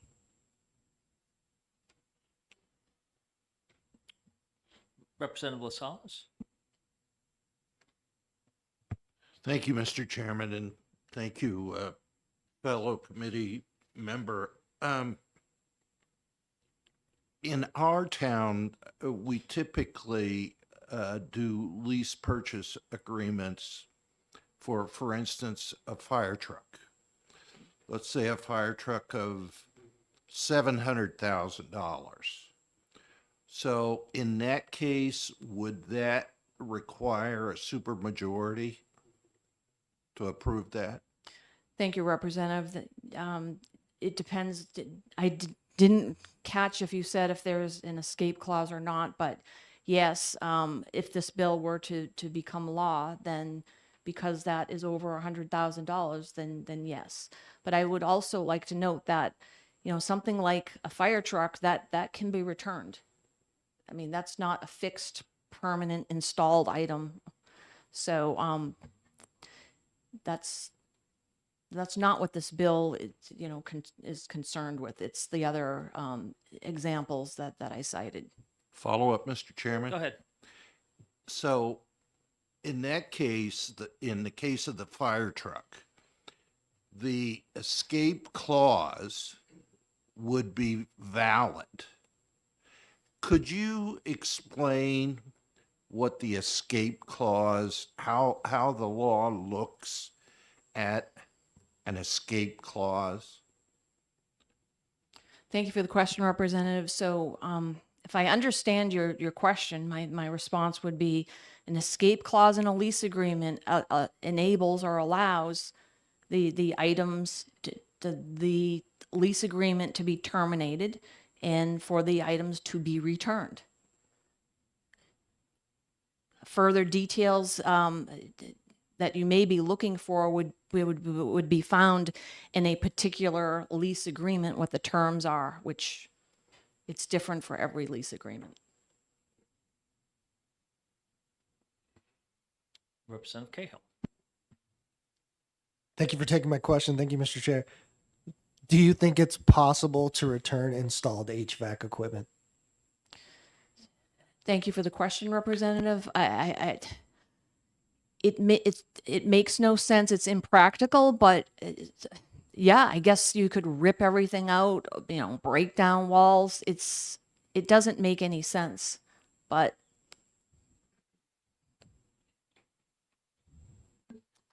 Representative Holland.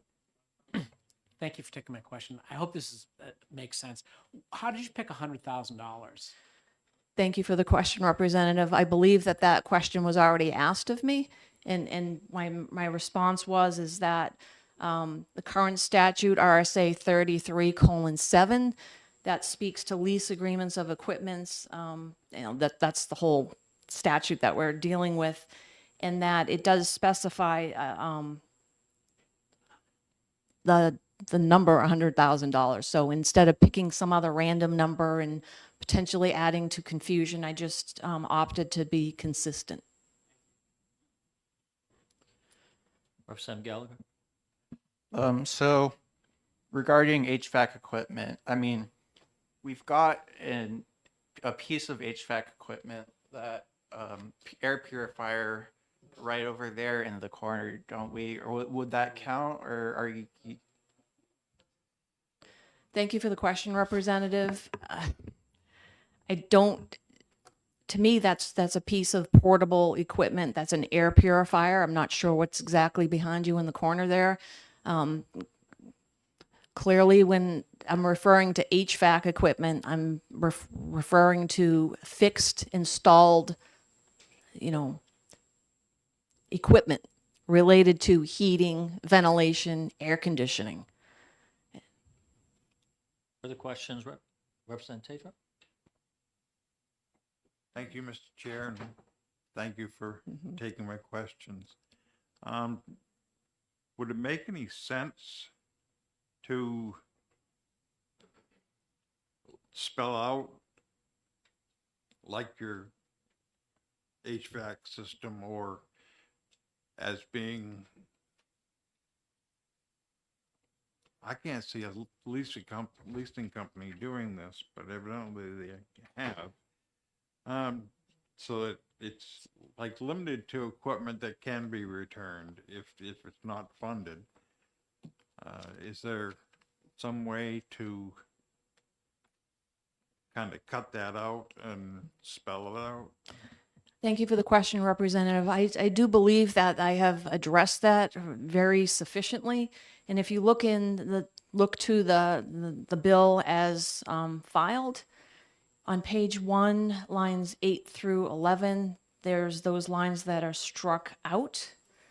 That, in fact, is, in my estimation, a loophole that refers back to effect of lease contract, and that's under Section 382. And it specifically says in general that lease of goods that are fixtures or that become fixtures of ordinary building materials, you can't lease that. But the problem is that in this, those lines are the loophole that allows those types of things to be leased. So by striking that, and further in my amended bill,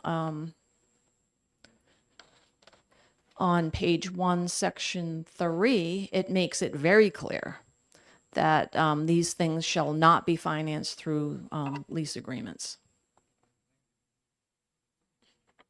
Further questions, Representative Gilman? Thank you, Mr. Chair, and thank you for taking another question.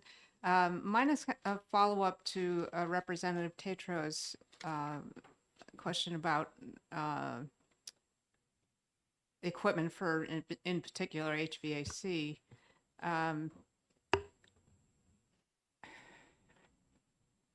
You have put in here the installation, but there are and operation, but there are pieces of equipment, say, for example, what is it for HVAC? The through wall units that can be replaced if they fail when you do, I can't remember. Yes, mini splits. Thank you very much. And the condenser unit that sits outside that's not built in and can be replaced separately from, what's in the ceilings and the walls. So I'm wondering if this dampens the ability of maintaining an HVAC system. Thank you for the question, Representative. I don't share your opinion and your analysis with regards to the problem that I'm trying to solve here. I believe that, for the dollar amount of mini splits that might need to be replaced, there's other mechanisms to do that. But that being said, I continue to and will continue to work, with NHMA to go over this language, to refine it if necessary, and I am open to any feedback from this committee so that I could incorporate that into whatever goes to the exec session. Thank you. Further questions? Seeing none, I have one representative. Uh, The amendment you passed out today is quite a bit different than the original bill. One of the things I note is on the original bill, RSA 33:8 was a major part of your bill, and now that is no longer part. Could you explain why? Thank you for the question, Mr. Chair. So, I was approached by NHMA with regards to this bill that's coming up for the hearing, and the feedback that I got was not to be mixing or placing what I'm trying to do here with regards to this bill to solve the problem that I've clearly laid out. It's not really the best approach to be putting it in 33.8 with regards to bonds and notes. The recommendation was to simply keep that in 33:7 under lease agreements of equipment, which I agree. And so that's why, furthermore, the amended version, it's a repeal and replace, because to try to amend the bill as filed, it would have been very confusing. So to make things very simple, and like I said, I've streamlined this. I've worked very hard on this to keep refining it. This is the amendment. It represents what it is, where it is today. That's the reason. Okay, thank you. Further questions? Seeing none, thank you for your testimony. Catherine Hick, welcome again.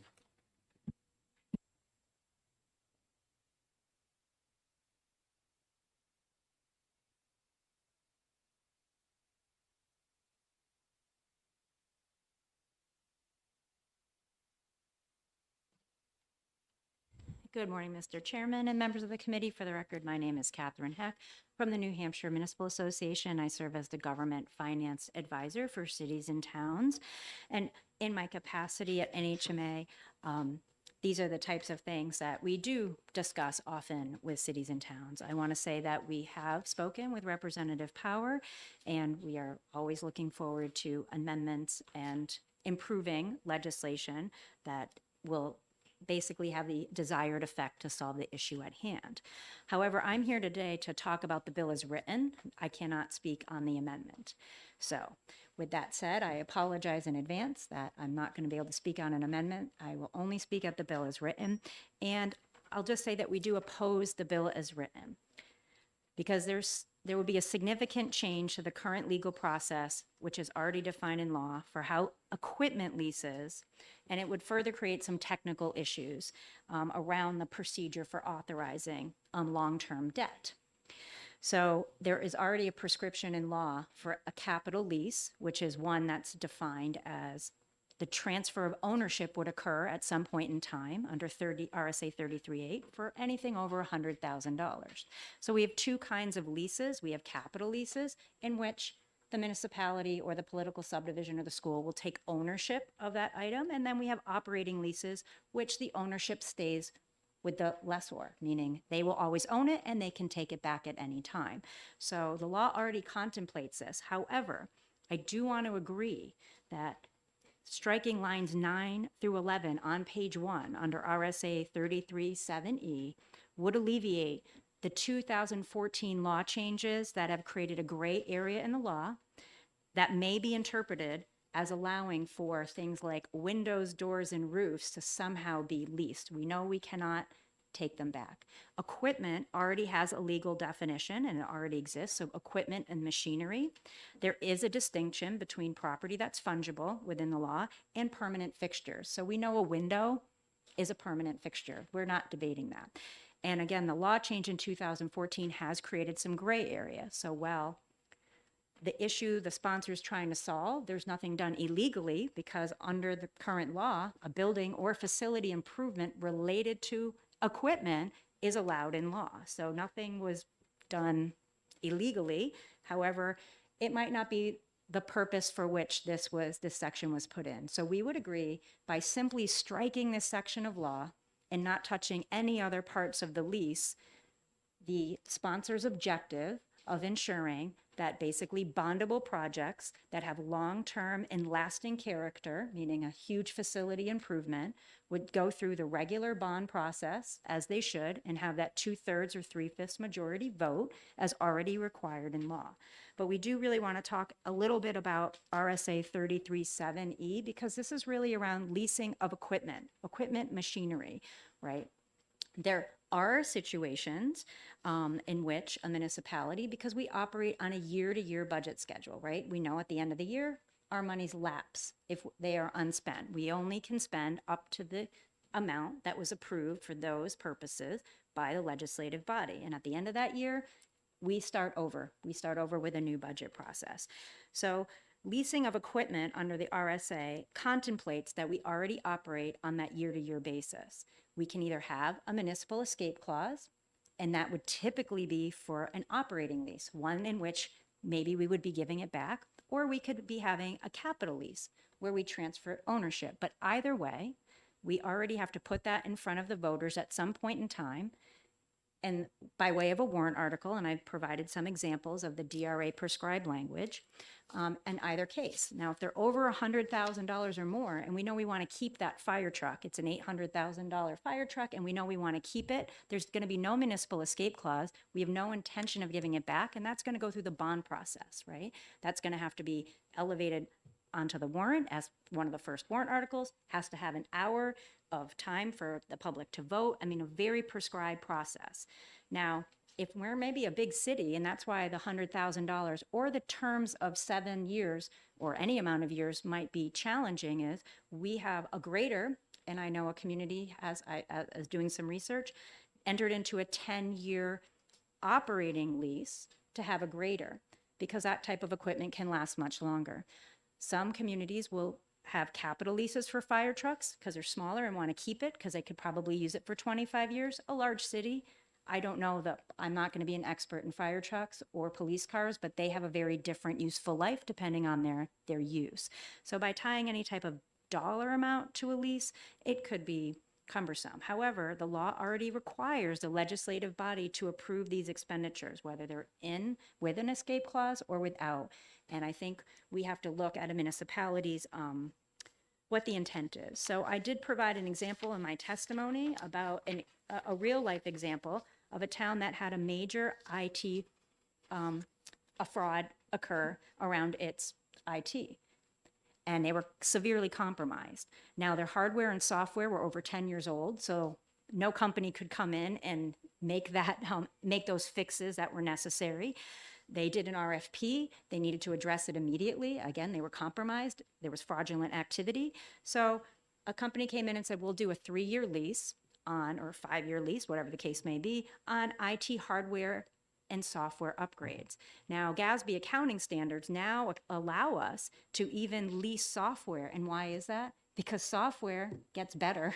So even on your Microsoft, your personal Microsoft, remember you used to be able to buy it and own it, and now they kind of let you buy it 1 year at a time now because they're changing it so often. So what would a select board do in this terrible situation that is a real world situation? They would enter into this lease. They would get hardware and software. How long do computers last? Not very long anymore, right? They would get an escape clause. They would bring it before the legislative body in one of two ways. Either they would ask for year-over-year funding, or they would ask for the contract to be bought out. And at the end of the 3-year term, they want to be able to give back, return all of those computers and get new ones, so they're never put in the situation again where they don't have up-to-date equipment and they would be highly compromised. So again, the DRA prescribes a language that the number of years has to be disclosed, if there is a municipal escape clause, the amount, the purpose, and what's to be raised in taxes. So we know that there is a lot of case law in addition around lease and lease agreements and what is considered a fixture, and all that is included in my testimony. But again, we know that real versus personal property.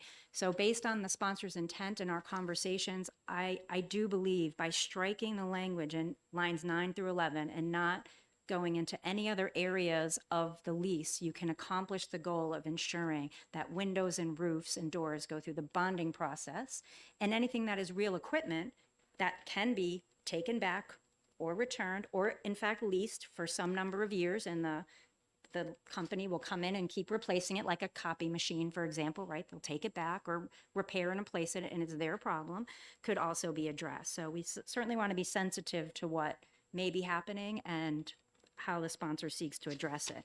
So I'm certainly happy to take any questions. I won't get into all the case law, but I have cited it for you.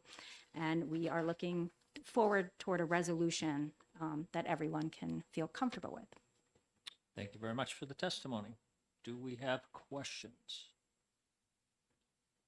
Representative Brown? Thank you, Mr. Chairman.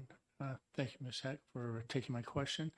So I spent some time on the Capital Improvement Committee in my town, and it's kind of a 5-year process that we look at typically to determine what these long-term leases might be and to address those. But from my recollection, I don't think there's any legal requirement that those items that are placed in the capital plans are followed, or that they look at any legal requirement such as what's put forward in this bill. Can you clarify that? I'm sure you're familiar with that process. Thank you. Yeah, so the capital improvement planning process is a planning board function. It works along with the select boards that we look at a 6-year plan on what type of equipment and facility needs we might have in our future years, so that we can, because our budget covers 1 year, but we know that we'll have to replace a police car, a fire truck, a dump truck, windows, doors, and roofs. So that capital plan is certainly not contemplated in this, but the financial piece to your capital plan, right? But again, that's all voluntary, would address that. It would address funding mechanisms and how you plan to get from A to B to C to D, right? So we know we need a police cruiser, and we need one every 3 years on a replacement schedule. We're going to lease it. We're going to give it back and trade that one in every 3 years and continue it on. So that could be part of your financial plan for your capital plan. However, you could also have capital leases in which you want to own that fire truck at the end of the term. You want to pay for it for 10 years, but maybe in your community you can use it for 20 because that piece of equipment isn't running constantly, and it would be useful. Its useful life would in fact be for 20 years. So maybe you want to go through the bonding process, given its cost. Some of the fire trucks are $2 and $3 million. Given its cost, maybe you go through the bonding process for that. And it's not a lease process at all, right? So I think it really depends. There's several financial strategies that a community could take to address its capital plan. And leasing is only one of several. Follow up, Mr. Chair. Go ahead. So in regard to that capital improvement plan, there is no legal requirement though to follow that plan. Is that correct? That is correct. It should be reviewed year over year to determine you're right, what the needs are in the community, and if anything is elevated in that plan, meaning, well, I think we can get some more time out of the police car, but the dump truck is sitting on the side of the road and it won't turn on anymore. So there's absolutely, it should be reviewed every single year and adjusted for the needs of the community. Thank you. Further questions? Seeing none, I have a couple quick ones for you. Sure. You mentioned that you were only speaking to the original bill. You have not seen the amendment yet. I have seen, But not enough time to but not review it. enough time because it really, the amendment, again, and I will speak very just broadly to it, and the sponsors work very hard on the amendment, but it really gets into a very over-prescribed way of leasing because unfortunately, there's not much we can lease anymore for under $100,000 besides a copy machine. So that's one piece of it. And certainly the other piece would be that many communities do put it on the warrant year over year.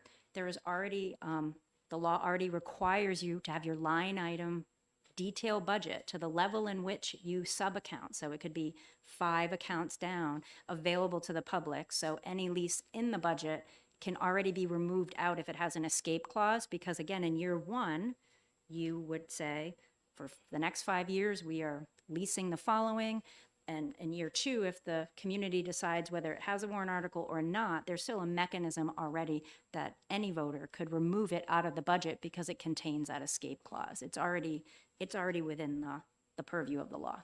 Okay, thank you. And the other question, going back to the original bill, on lines 8 through 11. I think you said it a couple times, and I just want to make sure. You didn't assign a percentage to it, but am I interpreting what you've been saying, that 99% of the issues that the sponsor is attempting to get rid of would be taken care of by just striking that? That's correct. Okay, thank you. Further questions? Seeing none, thank you for your testimony. Thank you. Hey, I recognize this last name. We got one more pink card. Eric Power, you're up. School District Governors Association. You have the floor. Thank you, committee members. My name is Eric Power from Brookline. I'm here in a couple different capacities. I'm the president of the School District Governance Association, which looks at conservative spending and governance issues with school districts. I also serve on our Brookline Planning Board. They didn't send me. I'm here representing myself in that capacity. But a lot of these pieces cross over between towns and school districts. And first thing I'd like to say is I think that, you've heard today about RSA 33.7E, while not doing things that are illegal, certainly stretching what the intent of the law is by, doing lease agreements, which are primarily renovations, and throwing in a small percentage of equipment to justify using this RSA. You can't return windows 2x4 drywall, but again, you're leasing it with an escape clause. It's a little bit disingenuous, in my opinion. In our Hollis Brookline Cooperative School District, where I served in the school board for 3 years, so I know, how school boards work and the budgeting and all that. 2 years ago, we leased for $2.9 million, installed HVAC and LED lighting with an escape clause, and for 15 years. So obviously, it's not going to be easy to return those sorts of things. So obviously that's another example of what's been going on. I think what's been the reason it's been this lease purchase with the escape clause has been used is because it's easier to pass at the town meeting or the school district meeting. It only requires a simple majority vote. It doesn't even require a ballot vote if you have a traditional meeting. The example you heard about from Timberlane Regional School District, that passed by 55%. So it didn't get the super majority of 60%, but their 20-year, $24+ million lease got approved for essentially renovations with a couple of pieces of equipment in there. I think the $100,000 number was picked because it aligns with what the standard is for bonds today. And the other thing that's a little bit disappointing, and every lease is a little different, but if you look at a majority of lease purchases, that typically costs taxpayers more money, not less, because the interest rates on bonds typically are more favorable. So if you think about it, you're reducing the threshold from a super majority to a simple majority, and you're costing the taxpayers more money, and they don't know how much it's going to cost necessarily. So that's all a problem that this bill seems to be addressing, which is good. Voters really need an option to non-appropriate. I heard that that's supposed to be the case, but there's cases in which it's almost impossible to find the least piece of equipment to zero it out. That is not being followed, and I think putting this in this statement in the law would really make that clear. If there's really an opportunity to non-appropriate, it needs to be non-appropriatable. So it needs to be on its own line item so that the voters could zero it out if they would like to. I think voters also need the full transparency of the money that they're appropriating in future years, and also the estimate of tax impact if the voters have voted to have that information, realizing that the tax rate may change, but they're going to get an update to that. But in today's dollars, they would get that as they're making a decision whether or not to vote for that warrant article.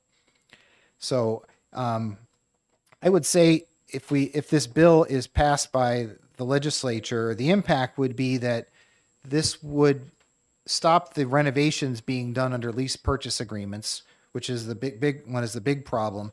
Also, I think it is significant, and you'll have to discuss this, is the 3/5 supermajority a wise idea to deal with equipment leases over $100,000? I know, being on the planning board and doing capital improvement plans every year, as you heard about. I know there is a lot of equipment that costs a lot of money, but again, you're spending $600, $700, $800,000 for a fire truck. Shouldn't the voters have a little bit more of a say than a simple majority on those kinds of large purchases and commitments? Even if you can escape, you're still spending money on it. I was looking at our town budget, and we've had some of these challenges. Our town budget is up 50% in the last 5 years. This is not really sustainable. And a lot of that's being driven by lease agreements.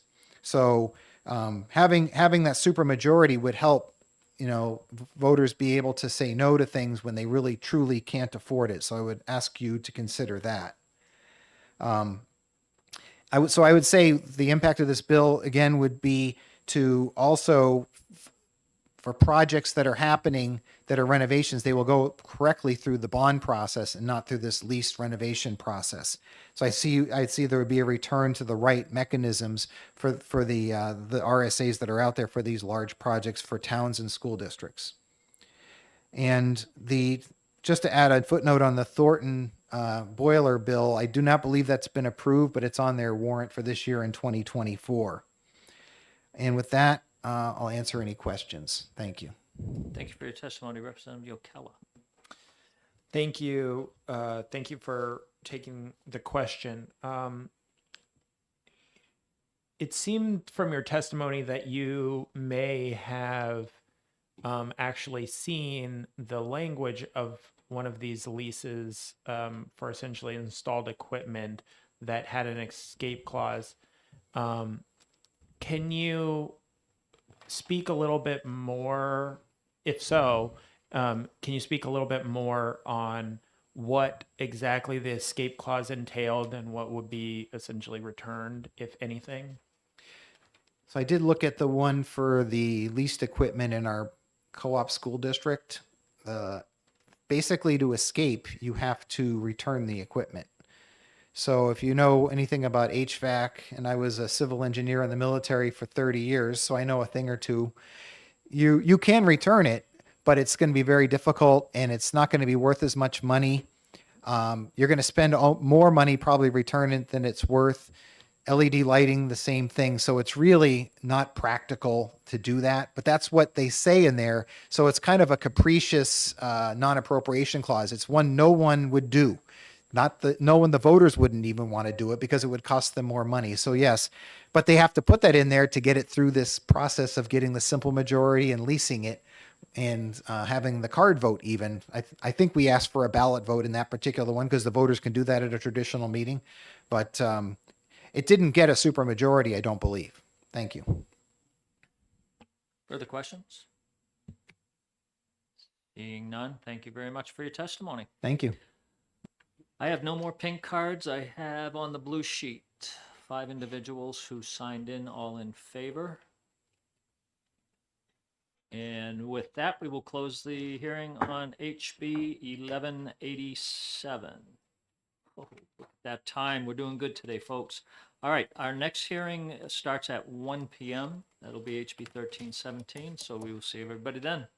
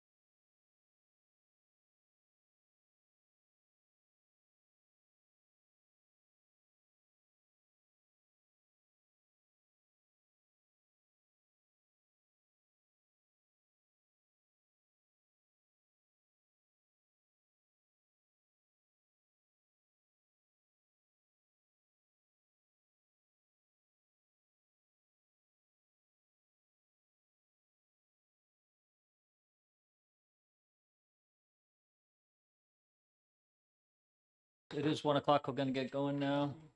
Open up the hearing on HB 1317 relative to municipal filings made by charitable organization exempt from taxation. I see the prime sponsor in front of us. Representative McGuire, the floor is yours. Thank you very much, Mr. Chairman and members of the committee. For the record, my name is Dan McGuire. I represent the town of Epsom.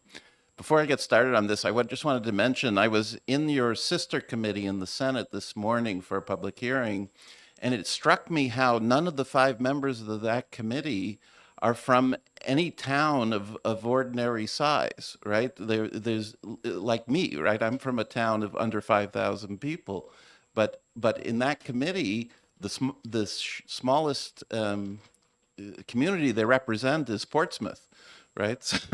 So I don't know. I guess it must be tough getting town stuff maybe through that committee. I don't know. Anyways, back to this. So House Bill 1317. So first of all, I just handed out an amendment because you had a previous bill from Representative McDonald which dealt with the same thing as Section 1 of this bill, the same RSA. So this amendment just deletes Section 1, right? All right, so we'll go on to Sections 2 and 3. I put in this bill at the request of Mr. Haywood from the assessing group, and he's here to talk about it, so I'm not going to say too much. But basically, this is, in a couple of very sort of narrow cases, this is to give selectmen slightly more flexibility over decisions that they make. The first one in Section 2 changes a shall into a may, which sort of fits that sentence slightly better. It allows, it's asking charities who want some kind of an exemption, they have to provide information to the selectmen, organizational documents, nature of membership function, big list of things. And it says there, basically, if you don't have the full list of stuff, it shall result in a denial. Well, maybe somebody can't find this or has a little problem with that or something like that. So this lets the selectmen make that decision. And the second, part 3, is to add the not limited to errors, omissions, and inability to pay to good cause. And so the idea there is they can make their own decision about what's reasonable or what's not in this situation when they're giving an abatement. So I'm happy to answer questions. Thank you for your testimony. Representative Gallagher, go ahead. Hi, I'm just looking at this bill, the part about, well, it's just feeling awfully familiar, and I'm wondering if you looked into the legislative history of past attempts to do something similar. No. Representative Priest. Thank you for taking my question and welcome to this committee. Question, is this a problem with nonprofits in this state? Thank you for the question, Representative. I believe that Mr. Haywood has a few examples of towns that he's worked at or been familiar with that have had, like Masons groups and other groups that have come into this category. Yeah.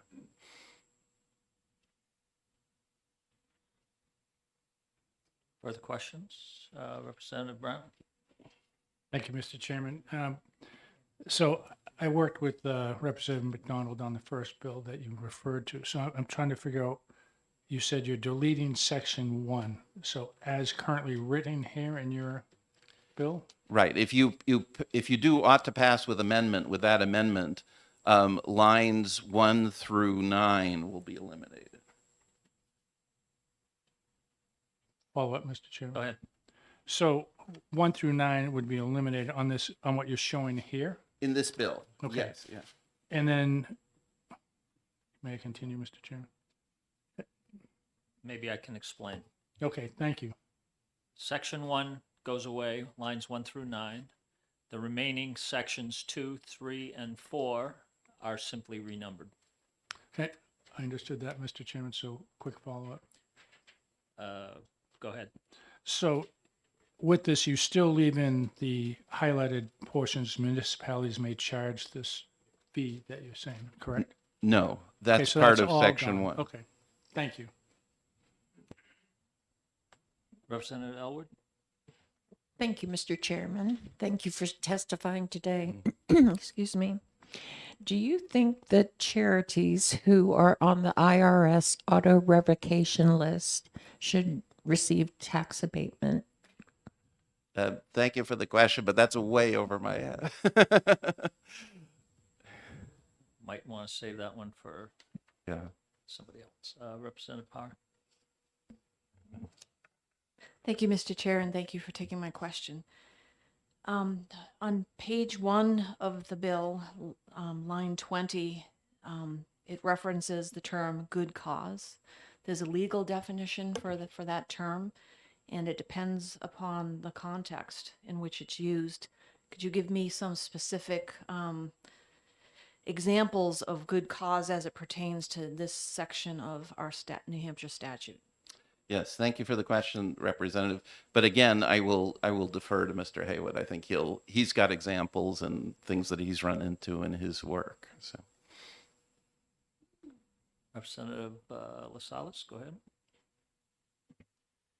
Thank you, Mr. Chairman, and thank you for taking my question. Is there anything in statute that you're aware of that requires for a charity to be involved in with the bill to file the necessary forms with the state? I know there are requirements for charities to file, as far as their income and expenditures and so forth. Is there anything in this that requires that to give those to the town in order to qualify for this? I don't know if that makes sense to you. yeah, I think it does. And I believe that essentially every corporation files with the Secretary of State, or every business, right, charitable or not. I think they file with the Secretary of State periodically. And so this, if you read line, let's see, this is existing law, but line 15, if a town wanted to, if selectmen wanted to ask for information like you're talking about, they could require it, right? Because it says, and other such information as be reasonably required, and so on. Okay. You're right. Thank you very much. All right. Representative Gallagher, you had your hand up? Yeah, so I'm wondering about charitable gambling specifically. We had, being from Concord, we had a case with a charitable gambling operation exploiting some loopholes in tax law, and I was wondering if that would this legislation would have any sort of effect on that sort of case. Thank you for your question, Representative. I don't think so, because as I only read about it in the newspaper. So, but from what I read, it's strictly the problems there were between the state, the Lottery Commission, and the business, and the AG and the business, and this is all about selectmen, I think. Representative Parr? Thank you, Mr. Chair, and thank you for taking a second question. And I'll go back to that line 20 with regards to good cause has a very broad definition, and I'm trying to understand the rationale behind the bolded language that's added to the statute here, not limited to errors, omissions, or inability to pay. Why did you feel that needs to be specified? Is there an issue? Thank you for the question, but I believe that Mr. Haywood had an issue on a particular case where someone had a good reason for an abatement, but it was not due to error, right? Or inability to pay. It was due to other causes, and he'll talk about that, I believe. Further questions? Follow-up, go ahead. Thank you, Mr. Chair, for taking the follow-up. So my follow-up to that is in line 21. It says that selectmen or assessors may abate a tax. So it's up to their discretion. So therefore, in the case the particular case that you referenced, again, it's up to the discretion of those people making the decision. Thank you for the question.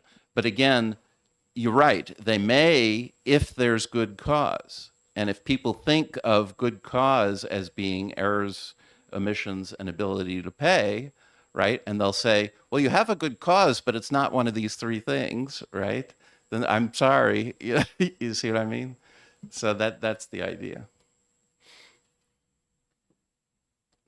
Further questions, comments? I think we've wrung all the juice out of it. Thank you. Okay, thank you very much, Representative. I have one other pink card on this bill. Todd Hayward.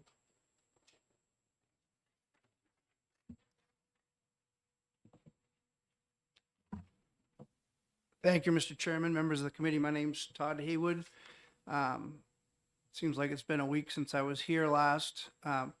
As you may recall, but for anyone else that doesn't know, I'm a member of the assessment community. I've been an assessor for 24 years, have an assessing consulting firm that represents or advises 11 towns in New Hampshire. So this kind of stems from recent proceedings, which you may be familiar with or more familiar with than you were a month ago. And there was a town that that granted exemption to an entity that technically wouldn't qualify. But they're a charity, so they answer the question about if a 501c3 charity qualifies, that alone doesn't qualify to be property tax exempt. There's a statute that has a 4-part test, and you have to own it, occupy it, use it for your mission, and your mission has to be obligatory and benefit an indefinite segment of the population. So that's the 4-part criteria, and I'm paraphrasing the law. So just being 501c3 alone or a charitable trust member at the DOJ alone doesn't meet the test. So in section 2, this seeks to amend RSA 7223C, which allows the assessors, which are the selectmen in most cases, to request additional information from the applicant. But what it says now is if they don't respond in 30 days, they shall be denied.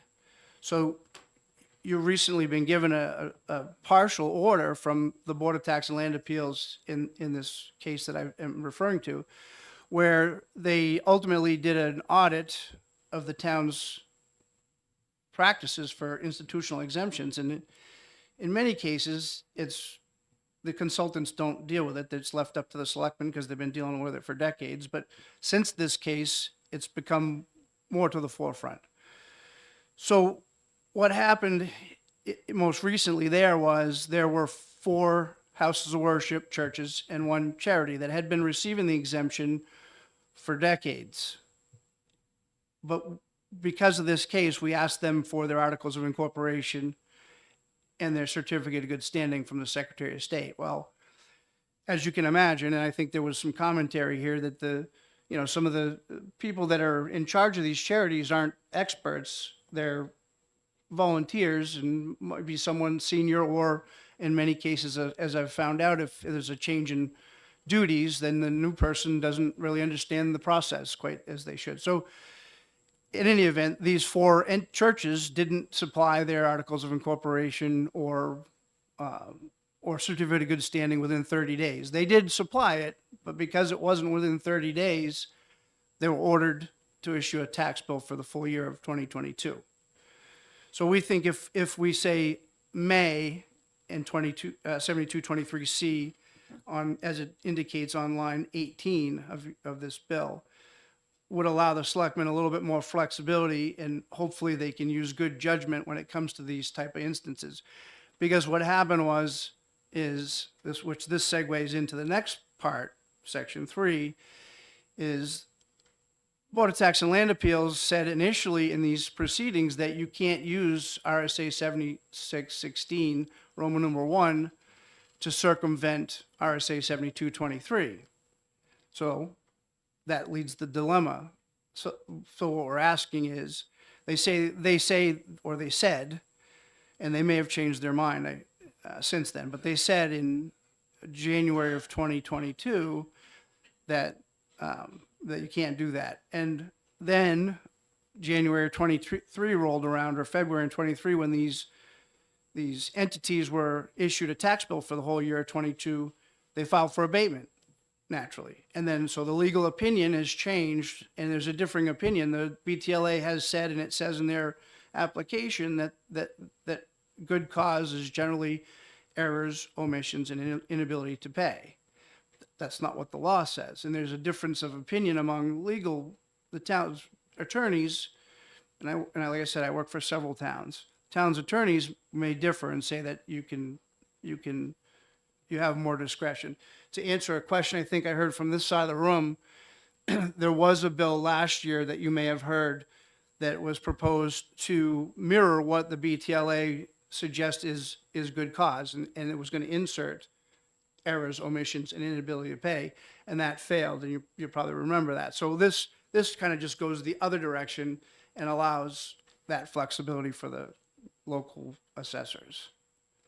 And I'd love to take any questions if there are any. Representative Priest? Thank you for taking my question, and thank you for being here. Can you tell us more about those communities and the charitable institutions that this bill seeks to resolve a remedy? Well, I think we're looking to have more flexibility. The 7223 is broken up into 6 parts.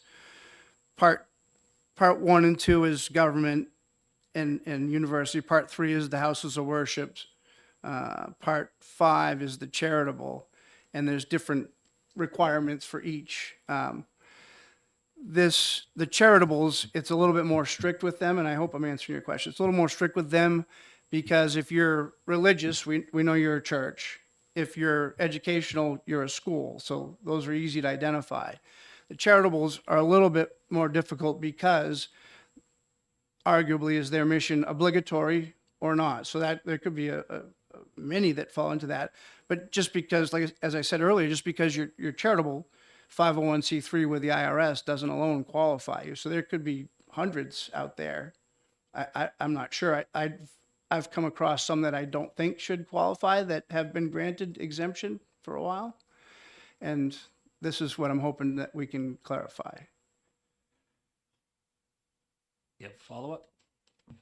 Thank you for allowing me to give a follow-up. It's my understanding that the Attorney General's office that guides and monitors the charitable institutions requires them to get a certification on a yearly basis. So there shouldn't be any questions. Is that correct? Well, I've reached out in my travels over the last couple of years around this case. I did reach out to the Charitable Trust Division. They told me that not all charities do have to file the financial form. I think it's a NHCT 12 is the annual report, and it's usually a financial disclosure. And just because you're, like as I said, just because you're a charitable trust doesn't alone qualify you for property tax exemption under a charity. Representative Gallagher? I just want to thank you for addressing the point about previous legislation in your testimony. I was just wondering if you could find the bill number for that, because I'd kind of like to review my notes from last time to refresh my memory about why it was specifically we rejected that. I'd have to get, it was HB 404 or 405. I'd have to double check on that one. Okay, thanks. Representative Power. Thank you, Mr. Chairman. I have a question, but I can answer, I have my own question, but I can answer that question. It was 2023 House Bill 403. Oh, well, I think that's your referencing. thank you. So, thank you for taking my question. It's a clarifying question. So I did establish that good cause shown does have a broad definition, and it's relative to the context in which it's used. So I think that I'm understanding my previous questions to the prime sponsor. Could you just confirm that my understanding is correct? And that the reason why this language, not limited to errors, omissions, or inability to pay, is to make it clear that it's not in this context just those three things.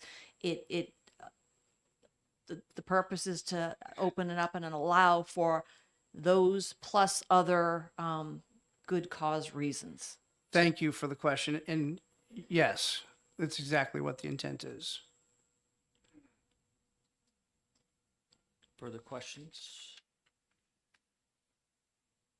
Seeing none, I have a couple for you. The incidences that you talked about that precipitated the change from shall to may, to be clear, were those a result of the individuals not, or charities not getting the paperwork into you within 30 days? Correct. The charity was there. Part of the bill that Representative McDonald authored deals with the charities and their financial disclosures and giving them accident, mistake, or misfortune. This is similar because the way the law is written now, there's no discretion. It's 30 days or you shall be denied. Correct. And refresh my memory very quickly, what was the reason for they couldn't get it to them in 30 days? Well, there were various reasons, but more specifically, I suppose that sticks out in my mind is whoever was in charge of those documents didn't know where they were, and they were looking for them. Okay. The next part, I think it would maybe help to clarify for everybody the words "not limited to errors, omissions, or ability to pay." What that line does, in my opinion, is it delineates and explicitly says that errors, omissions, and ability to pay are considered good cause, yet it is not limited to those three items. That's exactly what it says. My question to you on that line there is, explain to me inability to pay. So that would be an impoverished person. The selectmen could waive taxes if someone had no money. If they were on the, most likely, in my experience, if someone on the verge of losing their property and being displaced, they would, for non-payment of taxes, they would use that as a reason for good cause. Thank you. Representative Elwood. Thank you for taking my question. Thank you, Mr. Chairman. Regarding inability to pay and being impoverished and on the verge of losing their status, again, if a charity required to file, say, a 990 with the IRS, was on the odd and has not done so for 3 years and was put on the auto revocation list,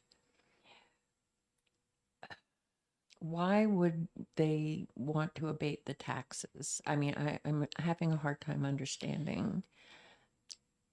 So thank you for the question. The way I perceive the inability to pay as an individual, like a resident that lived there, and not so much a charity, but I suppose you could take that definition broadly and apply it in that case. But if they weren't current with their legal status, then that would preclude them from being a charity too. Follow up, Mr. Chair? Go ahead. You said someone might live there? I don't understand. so the inability to pay that's a broad term. We're dealing with property taxes, and most of the property taxpayers are individuals that live in their properties. And that would be the case that I've seen, that we would use that inability to pay for Mrs. Smith that was behind on her taxes, in jeopardy of losing her house because for non-payment of taxes. I'm sorry, I misunderstood. It's okay. Thank you. Further questions? Seeing none, thank you for your testimony. All right. Thank you, Mr. Chair and members of the committee. I have no further pink cards. And seeing nobody else looking to speak, we have on the blue sheet one signed in, and that was the individual who just testified, Todd Hayward. 4 and none against. With that, we'll close the hearing on HB 1317.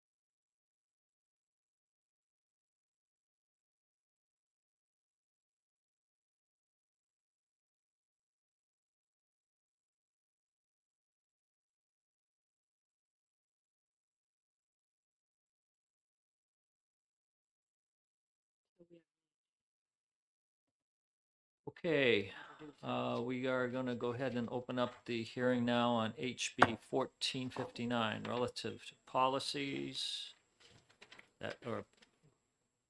policies that municipalities are preempted from enacting.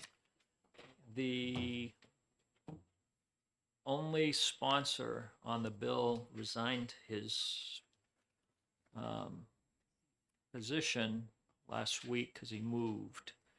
So we do not have a prime sponsor, and typically in this committee is when we don't have a prime sponsor, we have somebody introduce, and unless somebody really, really wants to speak to it, we will immediately close it and dispose of it at a later hearing. So, I'll ask somebody, one of us wants to go up there and, all right.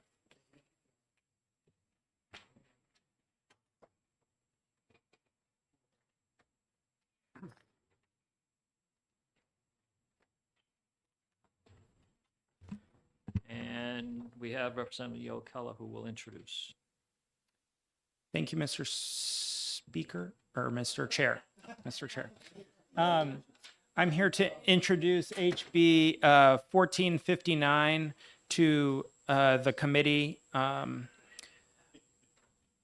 And I'm happy to say that this bill can die.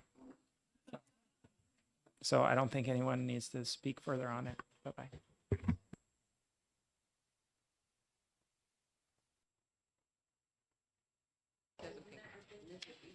Set it off. I do have one pink card. Do you wish to speak to it, Nate? Yeah. Okay, very good. Okay, having no more pink cards, blue sheet that's empty, we will go ahead and close the hearing on HB 1459 relative to policies. Preempted from enacting. And we are well ahead of our next. Wow. And unfortunately for those here for CACR 16, we cannot begin the hearing until the published time of 2:15.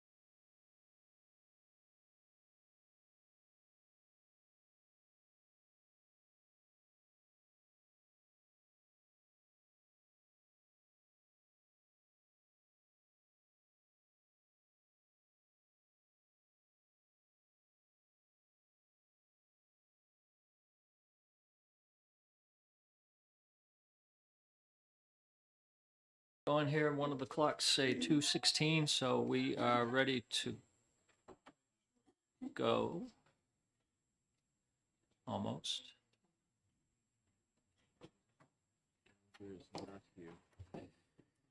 Okay, gonna open up the hearing on CRCR 16 relating to local governance. I'm not gonna read the whole thing. I'm sure you all will talk about it. I see Representative Coyley up front. You are here to introduce, I expect. The floor is yours. Hearing's open. Thank you, everyone. Thank you very much, Mr. Chairman. I am Jim Qualey, a state rep from Ringe over by Mount Monadnock, and I represent Ringe, Jaffrey, in Dublin. I am here to introduce CACR 16, a constitutional amendment to basically restore and preserve local control of zoning and land use policy. Although I'm not the author is actually the Honorable Jim McConnell, a two-term former state rep, also retired U.S. Army colonel. I'm sure he actually needs no introduction, but he'll be speaking to this in more detail when I'm done. I sponsored this bill for two reasons. It's my view that land use policy it needs to be inherently local. I also think it should be stable, with changes in this policy, as is generally the case now, made only with local approval. Now, I say land use issues are inherently local because the local residents of an area are the most directly by land use policies and have to deal with the consequences of those policies directly. Also, the local residents are the most familiar with the local environment that impacts land use decisions and also the conditions under which they live. Now, I'll give you an example of that kind of familiarity. I come from Ringe. Ringe is on the divide between the Connecticut and the Merrimack watersheds. Those of us who live in Ringe are well aware that all the water we consume or use derives from rainfall because there aren't any, there's no flowing water. There's no streams or rivers that flow into Ringe. And so we always have to be concerned when discussing or reviewing potential developments in the town, where's the water going to come from? So that's an example of the importance of local familiarity with environmental conditions. So it's my view the best policy decisions regarding land use are made by those who have a good knowledge of local factors, are directly accountable to the voters, the local inhabitants, and also share the consequences. In New Hampshire, we have a long tradition of local elected land use boards. In Ringe, for example, we have planning and zoning boards, which are accountable to the local voters. In Ringe, I looked at a number of the older annual reports. The furthest back I could find a reference to zoning, a zoning commission and zoning ordinances in Ringe was 1954, 70 years ago. Classical 10 years, almost a lifetime in the old days. And one of the early lessons I learned as a selectman was that when somebody was unhappy with a planning board or zoning board of adjustment decision, typically people would come to a selectman, and it was important to explain to them that the people making this decision weren't the select board, but they were their locally elected planning board and zoning board. And it didn't make them happier with the decision, but at least they understood that they could, in the long run, influence the people making the decision through their votes. The reason I think that zoning decisions, general land use decisions, need to be stable is that for most of us, most people, their single most important decision in their lives, financial decision, is buying a home. It's the single most expensive investment most of us make. And it's also an investment that directly impacts the quality of our life based on our local environment. So I think people should be able to expect stability with land use policies changed only with local approval. Now, I think that policy, which, as I said, has long standing in New Hampshire of local control, needs to be restored a bit because of the recent introduction of the Housing Appeals Board, which instead of the decision path going from planning board to zoning board of adjustment if necessary, or to a judge in the Superior Court, there's now this Housing Appeals Board, which, as near as I can tell, is not accountable to voters in any way since they're all appointed. And since they're not local, they don't have to share any of the consequences of the decisions they make. I think that's not a good development. So that's my statement and introduction. I'm going to defer questions to the author of the bill, former Representative McConnell, and I will stay a little bit, but I need to get back to the Election Law Committee meeting I'm in. So thank you very much for your time, and thank you for the opportunity to speak to this, Mr. Chairman. Thank you for your testimony. Okay, we will call up Honorable Jim O'Connell.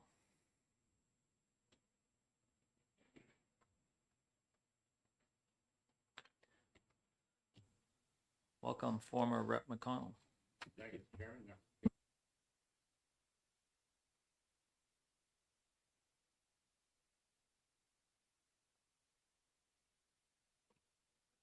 Thank you, Mr. Chairman and members of the committee. I wondered why I hadn't heard it. In any event, it's been a while. You have testimony in front of you, which some of you have already read, but basically I can quickly go through this. CACR gives municipalities sole authority to establish zoning and land use policies. Briefly, the amendment provides that municipalities determine the policies for projects they're willing to consider.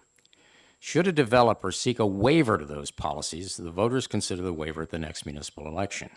It's been suggested that municipalities already have the authority they need, but legislation is frequently offered which suggests otherwise. This morning, for example, SB 538L, which is sponsored by 10 state senators, was heard by the Senate's Election Law and Municipal Affairs Committee. A portion of the bill's analysis reads, enables municipalities to allow its governing body to adopt certain zoning ordinance changes and adds additional authority and zoning powers for parking requirements and lot size requirements related to sewer infrastructure. Once CACR 16 is adopted, the state's 234 municipalities are free to establish policies designed to be either welcoming, unwelcoming, or anything in between to developers. This flexibility is demonstrated by SB 538L, a significant departure from current state-imposed requirements. The most welcoming policies can be designed to ensure that waivers are rarely required. Should a developer seek a waiver from a municipality's policies, CACR 16 stipulates requirements which ensure local control, importantly including a financial impact statement listing any projected tax increases. Statements which voters may consider in voting to approve or disapprove the requested waiver. Adoption of CACR 16 makes development easier to attract in those municipalities seeking development and at the same time protects those communities which wish to retain their current character. I'm the author of CACR 16. I'll be happy to answer your questions. The text following this is basically an op-ed that I wrote in the Concord Monitor back in August. The Concord Monitor back in August, and essentially explains my thinking on all of this. So I will be happy to take any questions. Okay, Representative Power. Thank you, Mr. Chair, and thank you for taking my question. So the prime sponsor of this legislation made mention of he's from a small town out on the western part of the state, and their community, that they're concerned about the supply and the quality of their water. So, and that's one of the reasons why he said that, you know, in this bill, the purpose is for land use to be local, because Yes. people local understand the needs. So my question is with regards to any type of development, is not DES involved with regards to permitting or the water use? Because a lot of our municipalities are not on public water and sewer. They have their own private wells. So my question is, I'm trying to because that was a concern and I think a rationale for why this legislation is important. But I'm just wondering, is there already a check and a balance? Not that I'm aware of in that respect, because, and I served for 4 years on the Resource Regulation Development Committee and was deeply involved with DES, but I'm not aware of the fact, and I could be wrong on this, but I'm not aware of any requirement that DES sign off on any particular project. Representative Majori? Thank you, Mr. Chairman, and thank you for taking my question. I'll say many, because I don't know that it's all communities have master plans.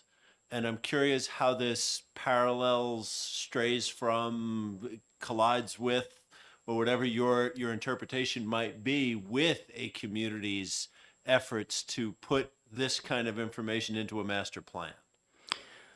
Well, yes, I guess most of them do have master plans. There are 234 different municipalities in the state. And obviously, this would provide an opportunity for any municipality to revise its master plan and the guidance that it wants to offer anybody who is coming in as a developer as to what they're prepared to consider. And that being the case, this gives them an opportunity to redo that with this in mind. Now, it seems to me that a community, should they wish to be welcoming to developers, can basically fix it so waivers would almost never be required. They can make it extremely broad and make it very easy for a developer to come in and do almost anything he chooses to do within that guidance. By the same token, the other side of that blade, because it cuts both ways, is that if you are a rural community and choose not to have much development, you can say, okay, we're going to make it difficult for developer because we are sufficiently dense, and like Ringe, we have a water problem. We want to be very careful about what we bring in here. And the bottom line is that's under our control, and we can make it very hard for developer as well. So you can make it very easy or very difficult. And to my way of thinking, everybody should be supporting this and should be bipartisan. A town like Manchester or Nashua, and I've written to both of their mayors, so I don't know if they've said anything to you, but they haven't said much to me. But the bottom line is they have flexibility here, which, witness Senate Bill 538, they don't have now. And if this passes, they're going to be able to make it very welcoming to developers. So I appreciate that the state has a housing crunch, as does most of the country, and we're not the most extreme example by a long shot, from what I can see. They'd be in a position to make themselves very welcoming and proceed with development at a rapid pace. Representative Elwood. Thank you, Mr. Chairman, and welcome. Thank you. So there seems to be opposition to the Housing Appeals Board. Which, after a zoning board decision, an applicant or an abutter may appeal to either the Superior Court or to the Housing Appeals Board, correct? I don't know if the Housing Appeals Board has an option where you can go to the Superior Court, but even if it does, the bottom line is the Housing Appeals Board rules with the developers something like 98% of the time, I'm told. You're told by who, sir? By reading it in the newspaper. Okay, thank you. Representative Gilman. Thank you, Mr. Chair. And I will tell you, I have several questions, but I'll ask one and then maybe somebody else will follow up. One of the questions that I had, thank you for taking my testimony, or giving your testimony, is on line 6 where it says project seeking changes, variances or waivers.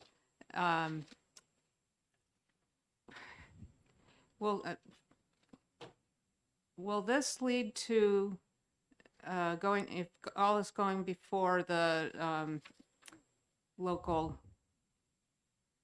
legislative body, what do you see as far as town meetings that decide this? Are we going to make the applicant wait a year, or have several special meetings for a project? No. There'd be a one-time opportunity for citizens to vote at the municipal election for any waivers requested. So should a developer come to the community in June and say, I love your project, I love the project as currently written, I've got plans that can do this in a heartbeat, but I really can't live with 2 stories, I've got to have 4. Well, obviously that presents some problems, potential problems in any event. He seeks a waiver. So if he does proceed to seek that waiver, he'd have to presumably pay the municipality for the preparation of the financial impact statement. He'd have to provide them with all of his details and all of that and be willing to answer any questions as they go along. But that information would have to be prepared 45 days prior to the next municipal election. So if he comes in June seeking a waiver, he won't get it until that March election. But the bottom line is that if the community is sufficiently welcoming and is anxious to have that project, they could have written that into the plans in advance. Now, something like that with an increase, for example, of 2 stories to 4, there are all kinds of problems with that potentially. I mean, the fire department takes a look at it and says, we don't have a hook and ladder trailer. Okay, we're going to have a garage for that hook and ladder trailer if we get it. If in fact we put in a 4-story building, we may need a bigger water pumping machine truck. I'm not a fireman, so I don't really know. But the point is that all of those things would have to be taken into account. And the police department comes along and says, well, you're going to double the capacity of that building. That road that runs to the main road can't have a stop sign anymore. It's now got to have a regular traffic light. There's going to be all kinds of additional costs that are involved in this. And everybody should see those eyes open. Now, offsetting that, of course, is the fact that the project is now twice as large as it was, so it'll have more revenue coming in from taxes. But is that sufficient to offset that? Nobody knows. But that's how this would work. Representative Frecht. Thank you, Mr. Chair. Thank you for your presentation, former representative. My question, I think, is a follow-up. You talk about waivers and zoning ordinances or changes to land use regulations may not be considered without the approval of all civic, veterans, fraternal, not-for-profit association property owners affected. By that statement in the document, do you mean that a planning board cannot even take up the issue without the approval of all of those groups? I'm saying that any one of those groups could stop the project at any point should they determine that they have been affected. For example, the Ladies Garden Club, even though it may not be in a butter, they take a look at the project as it's presented and determine that their growing gardens are going to be in shadow for half of every day of the growing season, are clearly affected. The developer should have to make his accommodation with the Ladies Garden Club as opposed to vice versa. He can't just say, well, ladies, tough luck.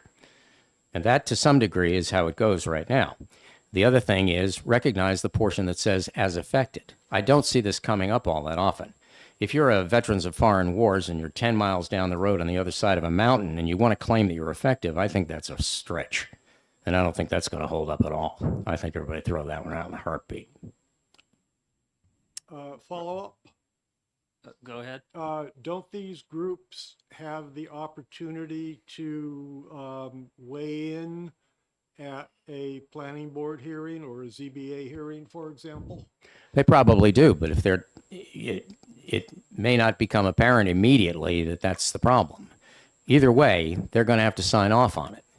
And if somebody figures out something like, for example, the Ladies Garden Club determines that their gardens are going to be in shadow half of the growing season, that's a problem that may not become immediately apparent. But the point is, they are in a position where they will have to require the developer to accommodate their wishes their concerns, as opposed to simply lumping it. Now, as I say, I don't think that's going to come up all that often because you generally have to be affected, and I think those things will be apparent fairly quickly in most cases. Representative Gallagher. So the previous testifier, the prime sponsor, testified that it was his opinion that land use policy should generally remain stable. Is that your stance as well? Generally, it is, yes. But Okay, and if your follow-up, if your community determines that it has to be changed, then they should be in a position to change that. If they find that they're getting way too much development in the way of applications or way too few, then they may want to change it. So follow up.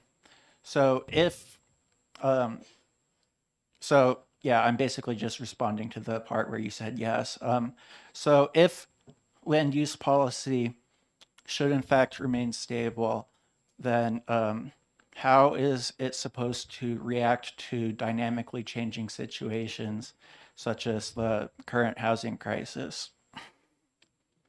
Well, the community involved would have to determine as to whether or not the housing crisis affects them directly. I mean, if you live in I've got 4 pages or 3 pages or something here about zoning and the U.S. Supreme Court decisions that affect it. The local community should be making those decisions themselves. If they once make a decision, they should obviously see how that results. Most of them, I would anticipate, would make their decisions, and they would remain with those decisions for some time, whether they want development or whether they don't. Representative Priest. Thank you, Mr. Chairman, for taking my question, and thank you for being here and for this very thoughtful bill. So let me just recap with the situation. So a developer comes to your local town and he wants to build this development, but the project is not compliant with the master plan or the zoning, and the town does not have the adequate infrastructure to serve it. So they deny the project, and the project appeals to the zoning board, and the zoning board denies it. Now they can go to the Housing Appeals Board to present their case, and the Housing Appeals Board can approve it, putting the town in a very awkward situation. Is that a correct assumption? And this is what your bill is trying to I address. think it's a correct assumption. I mean, you've gone through a couple of steps there, but bottom line is this bill cuts through all the rest of it and basically says this constitutional amendment, those things in the law which currently conflict with this constitutional amendment Right. are wiped off. So the Housing Appeals Board would, if this Cease to constitutional exist. amendment, yes, Yes. is approved, this ceases, and they say the state does not have any say in the local, what happens in the local governments, right? In Yes, this. absolutely. Okay, great. That's the purpose of this. Thank you so much. Representative Elwood. Thank you, Mr. Chairman. On line 6 and 7, it says projects seeking changes or variances to the zoning ordinance or land use regulations may not be considered or approved without prior approval, etc. Does this, now the ZBA is currently empowered to grant variances and special exceptions. So would this strip the ZBA of that power to grant a variance? Yes. Thank you. I mean, the bottom line is that the only variances that would be permitted were this to be adopted would be those at the municipal election. That's local control. Representative Gilman. Thank you, Mr. Chair, and thank you for taking another question. I'm going to follow up on 2 questions. One is on that same line about variances and waivers and listening to the civic, veterans, and fraternal organizations. Why does it not include abutters? Why does it not include abutters?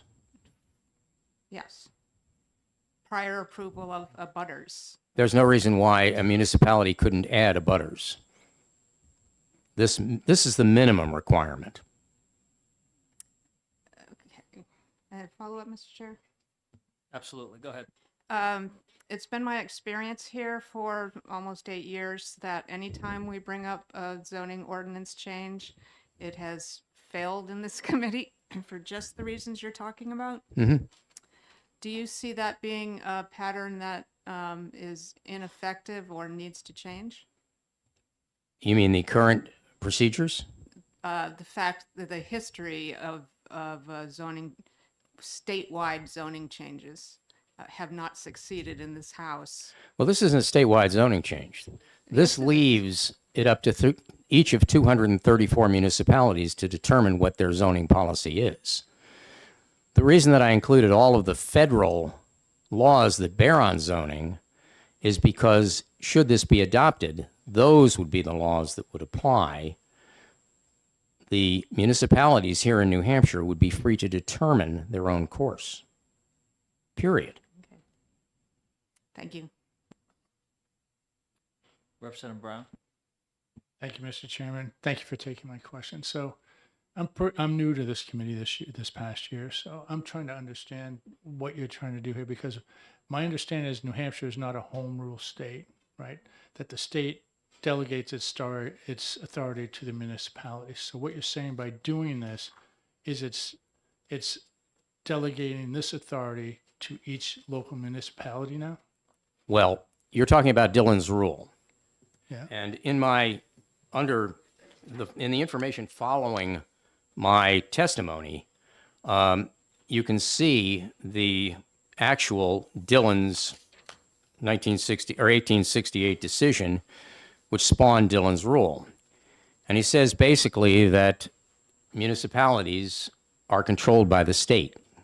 Their very existence is controlled by the state, unless there is some constitutional limitation on the right. This is a constitutional amendment for exactly that reason. This is not a bill. If this is adopted as a constitutional amendment, it wipes out any bill that conflicts with it that we have adopted over the course of however long we've adopted it. This changes everything. That's the point. Follow up. Go ahead. Thank you, Mr. Chairman. So I think you just answered my question. So what's happening now is the state is relinquishing its authority in this regard to the municipalities. Is that correct? Only if I can get it through the New Hampshire House of Representatives with a 60% vote and the state Supreme Court and the state Senate with a 60% vote. And then it is up to the citizens voting in the next general election this November of 24, to approve it by a 2/3 majority. So constitutional amendments are not easy to implement, and that's the reason why. I mean, everybody has to think about this one. And this is a big deal, and it's a big step. Bottom line is, the governor talks about local control, and then he comes up with a housing appeals board.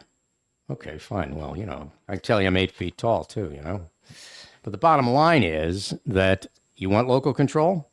This is local control. Now, I intend to make this an issue in the next election if it doesn't get through. The bottom line is the toothpaste is out of the tube on this. A lot of people here don't realize that in Dillon's rule, the phrase, unless there is some constitutional limitation on the right, changes everything. And that's right there in his decision. So yes, this is a constitutional amendment, changes the procedure, leaves it up to the 234 municipalities in the state. They can draft whatever they want to, and there is a procedure if someone comes in seeking a waiver. Now, there may be a better way to do it. I've thought about this pretty hard, and I don't know what it'd be to ensure that local control is maintained. That's what this does. Thank you. Representative Power. Thank you, Mr. Chair, and thank you for taking my question. So on page 1, lines 7 and 8, beginning with the clause, without the prior approval of all civic, veterans, fraternal, and not-for-profit association property owners, I'm Right. curious, I'm looking to understand why those particular groups are cited in I'll have a follow-up after that. Well, that's straight out of, I think it was NECTAL, one of the Supreme Court decisions, basically. Or pretty close to straight out of it. The difference between, by the way, there's a difference between not-for-profit and nonprofit. And the nonprofits are basically the 501Cs, of which there are about 25 different categories. But in any event, the not-for-profits are the little guys. I offered the example of a ladies' garden club, for example. What are they going to do if the developer says too bad? Well, they're out of luck. But the key point is, if affected, they have to be affected. Now, of course, there's the other side of the coin. Somebody's going to put in massive development, and I own a little tiny piece of property, or I'm the president of the American Legion, and we've got a little tiny piece of property. We look at this project and say, we're right at the corner. We're going to be a McDonald's. We'll be able to build the biggest American Legion in the world if this gets in. So there are two sides to this coin. Follow up, go ahead. Thank you, Mr. Chair, and thank you for taking my follow-up. So it says without the prior approval, so I'm curious right. to understand what that approval process would look like. That approval process would look very simply like you come in and approve it. And if I were a developer, I'd go in and say, give me a list of the Veterans Fraternal Not-for-Profit Association property owners who may be affected by this, and I'd contact all of them. If I contact the Sons of Italy down the road and they say, we have a problem with it and here it is, if they say, well, we don't like you being in our zip code, well, I'm going to say, well, terribly sorry, fellas. But if you've got a problem where it's going to screw up your access to your project or take half your baseball field or something like that, they're going to have to come up with some sort of an accommodation. In any event, the long and the short of it is the onus is on the developer to accommodate the local community. And if the local community chooses to say not only are the not-for-profits covered, but also nonprofits, it should be borne in mind, however, that nonprofits are awarded that tax exemption by reason of the fact that they provide a significant community good. Think the Red Cross, think the Boy Scouts. That's not a little league proposition. I mean, these guys are serious and they've got some muscle. But the Ladies Garden Club, they don't have any muscle at all. Representative Hart. Thank you for taking my question. If I understand this correctly, the terms imposed or allowed should this amendment be approved by the voters of the state, would they apply equally to an individual landowner who wanted to, let's say he had 50 acres and he wanted to break off 20 to give to his son, and in order to do that he needed a frontage variance? Would that particular landowner be subject to the same criteria for approvals as the developer who needs the same variance for a 150 apartment building complex? This relates only to land use and to zoning. So in other words, if you own 100 acres and wish to give 50 acres to your son, I don't really see where that changes the land's use necessarily. Now, if you give it to him, if you give him the 50 acres and he suddenly decides he wants to put in something, obviously that's going to have to be considered in light of the requirements that the municipality has imposed. Follow up, please. So I'm talking strictly of a variance for a frontage requirement. Never mind what the ultimate use of the land is going to be, although in my hypothetical I did give you two examples. The question involves that variance in the zoning regulations for a frontage requirement. Would they apply equally to me, who wants to give 10 acres to my son, and would they apply equally to the developer who needs that variance for his 150-unit apartment complex? I'm not sure I understand your question. If you're saying, first of all, there are 234 municipalities that determine their own policies. So I'm not sure why you need a variance if what you're saying is if your property then would no longer have a 100-acre frontage, it would only have a 50-acre frontage, and then your son would own a separate 50-acre frontage, obviously that reduces the ability of that piece of property to be sold for a large project because there are two owners to be involved. But I don't really see where you go with that if there's no variance requirement. It's up to the municipality. Is basically the way I see it. And maybe I'm mistaken, but go ahead. Go ahead, Julie. Uh, May I yield to my colleague? No, you may not. Representative Cahill. Thank you, Mr. Chair. Thank you for taking my question. You stated earlier that about 95% of the time the Housing Appeals Board has ruled in favor of the developers. Is there any particular situation that they have done that is egregiously, that is egregiously cost the taxpayers of a municipality, like in a scenario that Representative Priest was describing, like with infrastructure, like an extreme burden put on? Is there a specific example that has caused? Well, I think you're going to hear about one in a few minutes from the one of the planning board members in Swansea who's going to talk about that. But I'm sure there are at some point. I mean, the municipalities have opposed these things, and that's why it's wound up before the Housing Appeals Board. There was one in, I think, Epping just the other day. I mean, maybe it wasn't Epping, but in any event. Representative Gilman. Thank you, Mr. Chair, and thank you for taking another question. Okay. I'm going to follow up on Representative Frack's question about subdividing a piece of property. Mhm. If my zoning ordinance, which is voted on by the legislative body, provides that a housing unit or a piece of property needs to have 50 foot of frontage on a street before it can be developed, and what he has explained is dividing 100 feet into 50 feet.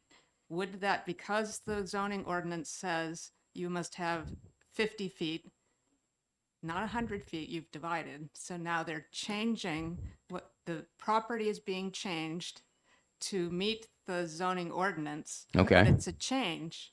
So do they have to go, they would require a variance to do that, or subdivision, lot subdivision. Would they have to wait for a town meeting in order to actually adhere to the zoning ordinance?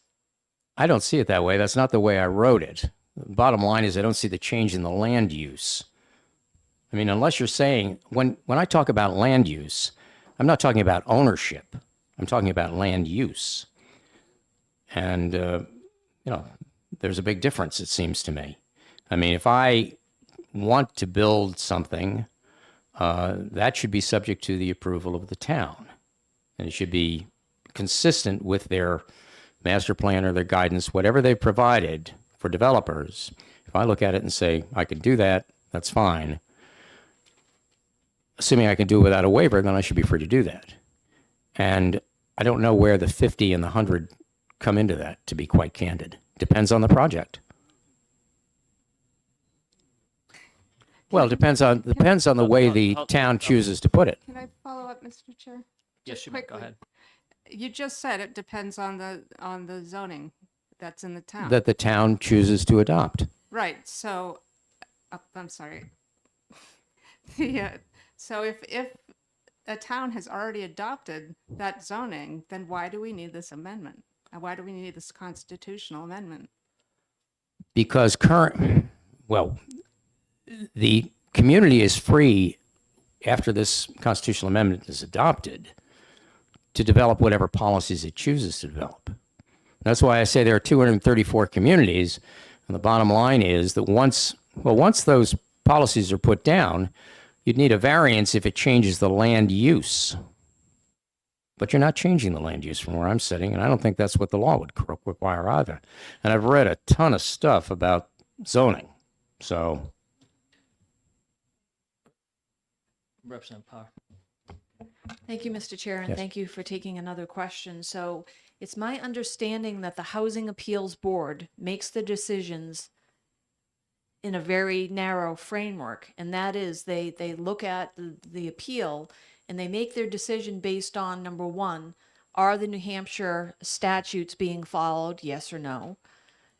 Is the locality following their own ordinances? Yes or no?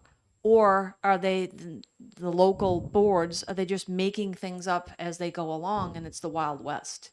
So that's a very specific and narrow criteria for which the Housing Appeals Board makes their decisions. Is that your understanding as well? My understanding is the Housing Appeals Board makes a decision based on what they wish to do. Now, to my way of thinking, it generally has to conform with the current laws. But by the same token, they remove the local aspect of this in large measure. Now, those policies, I sat on a planning board, and we would adhere to exactly what the law's requirement was. So there were many cases where we weren't happy with the project, but we approved it in any event. Now, you're going to hear from a member of the planning board in Swansea who has something like 6 or 8 years experience on the board. And he's seen a lot of this and a lot of projects that have just come in here in the last couple of years. They're changing the character of the town dramatically. That's not an isolated case. There are plenty of those around the state. So I can't tell you exactly what the requirements of the Housing Appeals Board are, but I do know that there is a lot of dissatisfaction across the state from a lot of people in a lot of different towns who spent a lot of time working on this. And obviously, it's better if they decide instead of the Housing Appeals Board. Thank you, Mr. Chair, and thank you for taking my follow-up. So I hear what you're saying is that the dissatisfaction comes in when the local control or that local aspect has been Overridden. overridden, whatever adverb you want to choose. So then is not the real issue some of our statutes that we have on the books that don't point to or allow or enable the local control. It's more of the state saying. Yeah. That's why this is Yes. a constitutional amendment, because it clears all of that up. Thank you. Representative Priest. Thank you for taking my question, and thank you for allowing me to question again.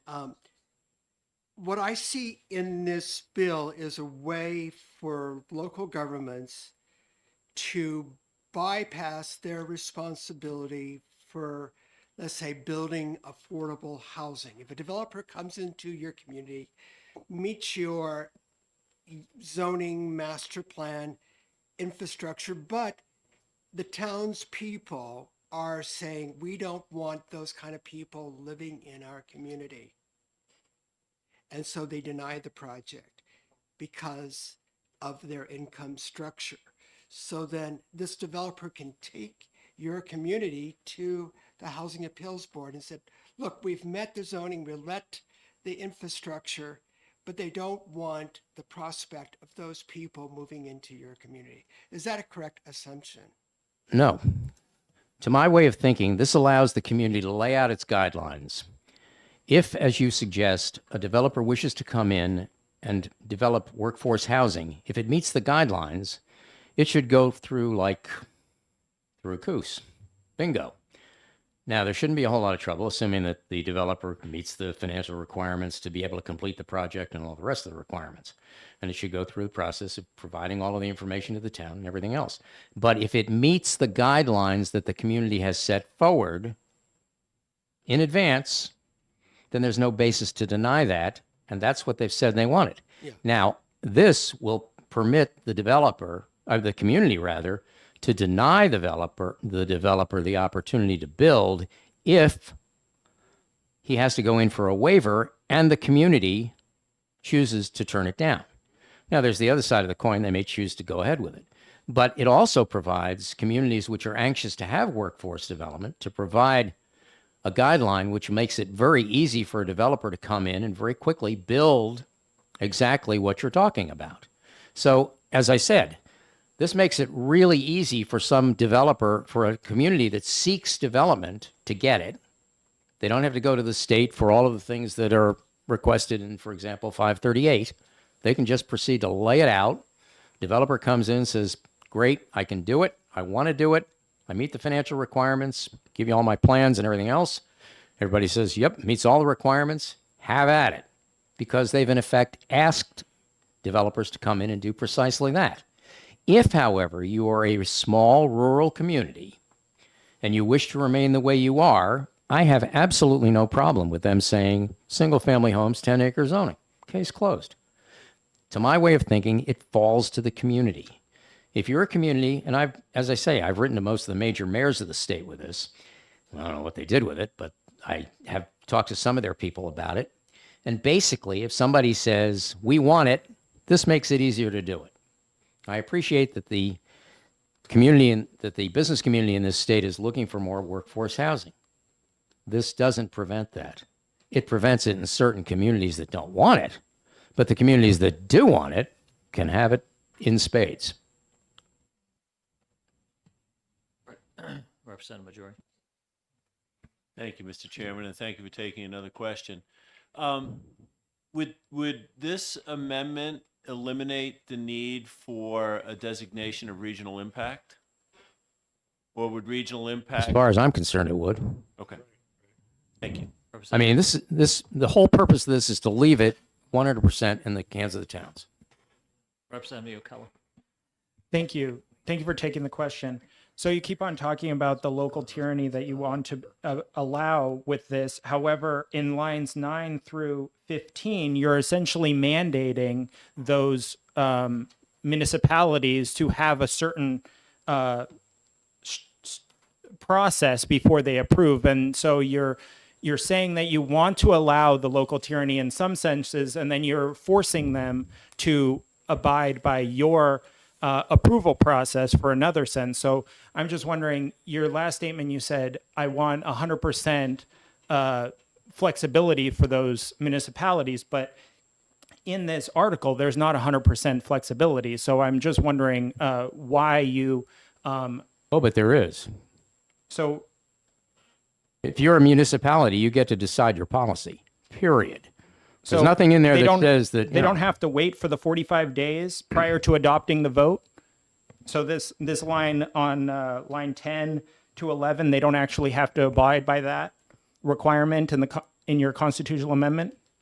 The amendment permits each locality, each municipality, and we have 234 of them, to make their own policies. It doesn't say you have to have this, you have to have that, you have to have the other thing. There are 234 different solutions to this problem, it seems to me. The difference, I think, is that I'm talking about a waiver should a developer come in, look at the requirements that are stated, and seek a waiver. If he seeks a waiver, then he has to go through the procedure stipulated. If he doesn't seek a waiver, he is presumably going to be approved. The community will, in effect, have asked developers to come in and meet those requirements. He meets them, he builds. It seems to me. Representative Fract. Thank you, Mr. Chair. Thank you for taking my question.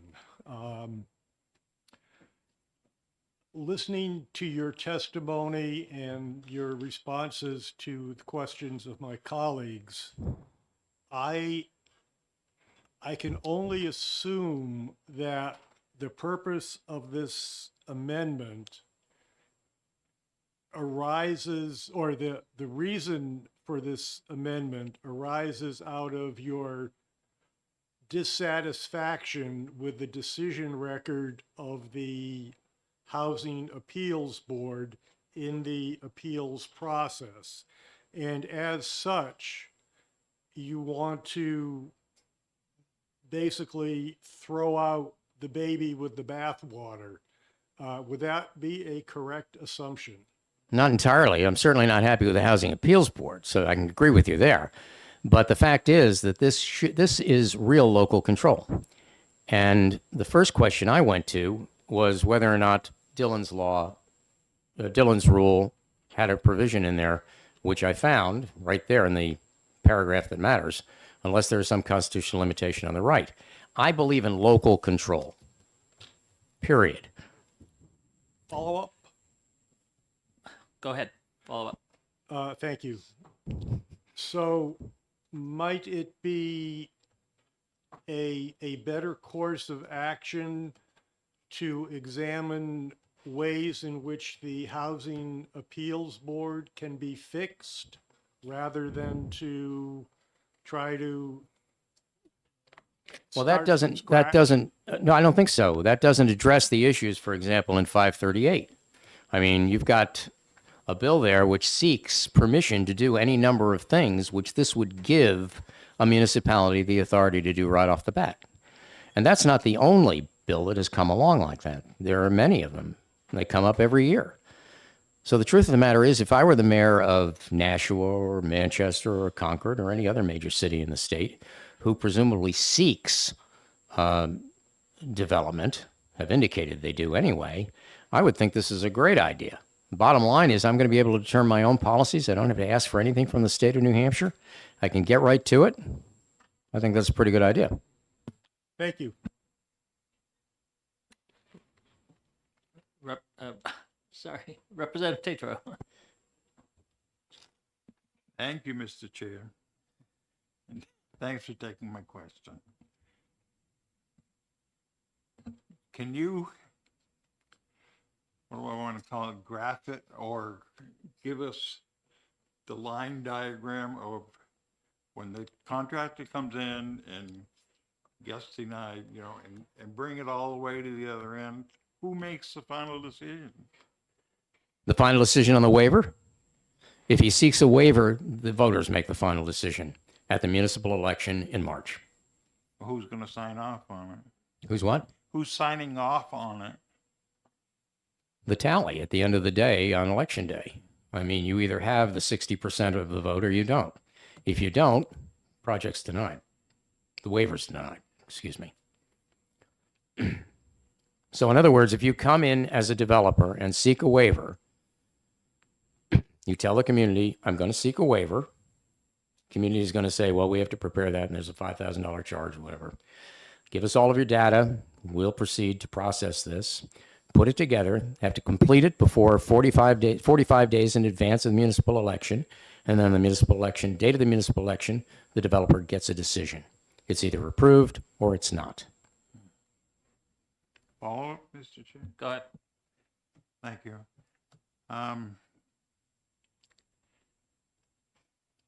But in the end, it's going to come back to somebody to take possession of it.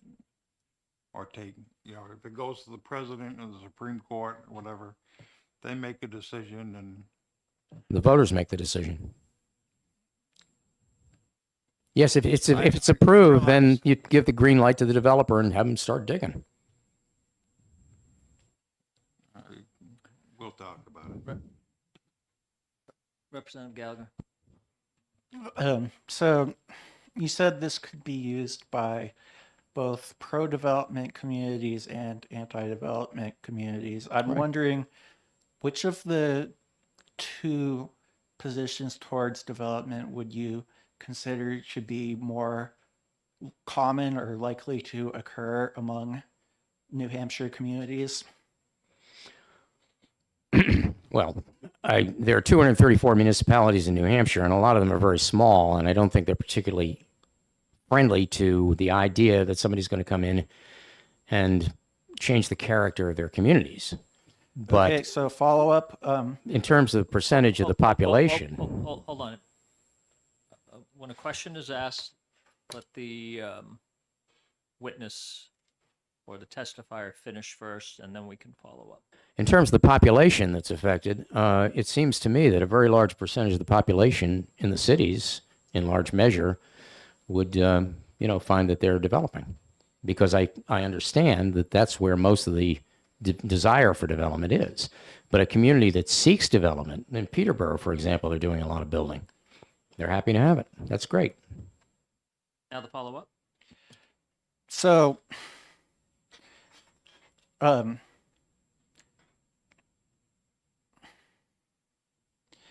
right, actually, never mind. I lost my train of thought. Okay. Representative Majority. Thank you, Mr. Chairman. Thank you for taking another question.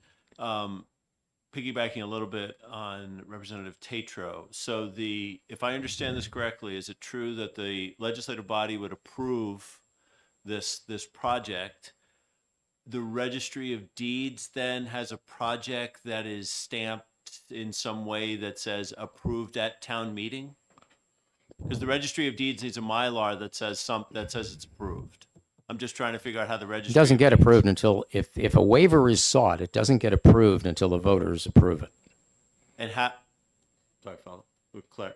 So what would what would be on file at the registry? Pending. I mean, there's But once no, it's approved, sorry. well, if the guidelines that the state, that the municipality puts out require a waiver, then it can't be approved until after the voters have approved it, if the voters approve it. If they choose not to approve it, then it's not approved. Until then, the property stands as it is. I mean, if you're asking what's the tax status of it, it stays in the hands of the current owner. Further questions? Seeing none, thank you very much for I your think you got testimony. one over here. Oh, I'm sorry. Representative Gilman. Thank you, Mr. Chair, and thank you for one last question. I'm going to follow up on Representative Majori's comments. You understood that a Mylar or a drawing of a project needs to be stamped as pending before a decision is made by the legislative body. No, before the decision is made by the voters. Well, they're the legislative body in, Okay. in technical language Fine. here. So after that vote, It's who- approved. But what does the Registry of Deeds going to have on their drawing to prove it's been approved? We need, like right now, you need a stamp of an engineer or architect that says it's approved by, planning board or whoever. So who's in control of the project after the voters vote? After the voters vote, the decision's made. But how do you prove it? I'm sorry, Mr. Chair. The vote is, they either approve it or they don't. That's why this is a constitutional amendment. That's how you do it. Representative Fract. If I may perhaps rephrase the question of the last two speakers. As chair of our planning board in the town of Enfield, Okay. once we approve a project, I have to sign a Mylar, which then goes to the registrar of deeds. What the two previous speakers are asking, I believe, is once the voters approve of a project, which requires a variance or a waiver, who signs the Mylar? Whoever would sign it before it's now approved. The voter, look, that's why this is a constitutional amendment. Okay? Bottom line is, until the voters move on it, there's no decision, no final decision if they seek a waiver. Now, if they don't seek a waiver, there's no problem. It's exactly the way it's supposed to be now. It just goes right through. That's why this is a constitutional amendment. The new requirement is right here. Further questions? I see no more. Could I ask, before you run away though? I'm not going to run away. From what I've been trying to gather here, that a lot of or a good percentage of the problems that you suggest are out there is found in the Housing Appeals Board. Is that correct? Just No. yes or no? No, they're an example of the problem. Okay. The problem here is that the local community, I spoke to a resident of, I think it was Sullivan the other day. He said, my taxes went up 25%. I didn't see that coming. Blah, blah, blah, blah, blah. Point is, this should all be up to local control. Something that changes the nature of your community, if it doesn't fit into exactly what you've laid out in the way of what you're prepared to consider and accept, should be subject to the voters. Correct. 234 communities or municipalities, don't they, for the most part, and I know what you're trying to accomplish, I get that, but for the most part, don't those 234 municipalities already have the ability to determine their zoning regulations? Most of them do. But the point is that they are being overridden by the Housing Appeals Board. That's a significant issue. And that's not my only issue. Okay, but, hold on. But that has been the response I've heard on a lot, is the Housing Appeals Board. My question is, let's just say this bill was to eliminate the Housing Appeals Board, would that solve 90% of the problems? It'd solve a good part of them, but I don't think it'd solve 90%. It would solve a significant number. To my way of thinking, the approval process, I've spoken to a number of towns about this, and some of the people in the town say, yeah, you know what regulatory capture is? Well, that's when a governing body gets taken over by an industry and the developers own our zoning appeals board. Now, they've got the ability to change that at this moment. But the truth of the matter is this is a cleaner, easier way to do it. And we get rid of all of the options or all of the difficulties at the moment with the municipalities seeking state approval for this, that, and the other thing. They can do that their own. Okay. All right. Seeing no more questions, thank you very much for your testimony. We are going to move on. Philip Sherman. Thank you. DCRB.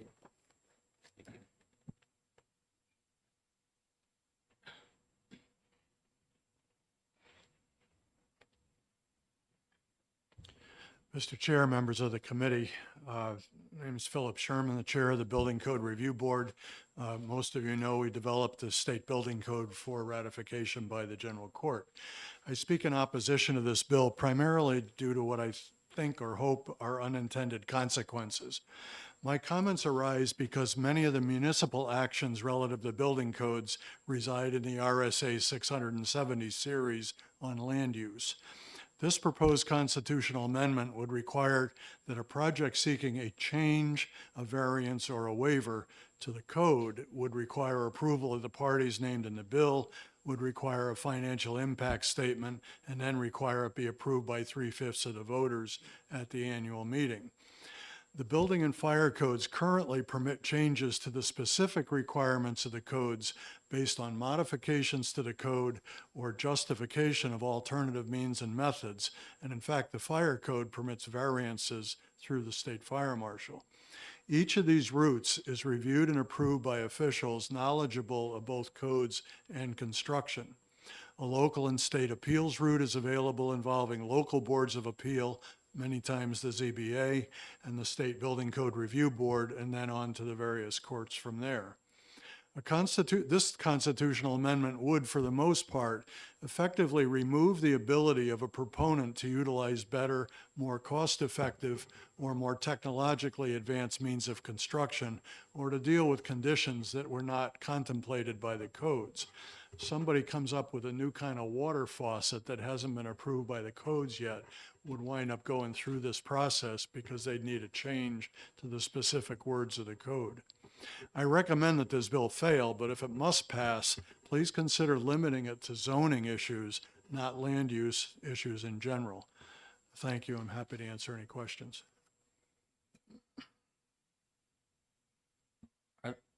Other questions? Seeing none, thank you very much. You're welcome.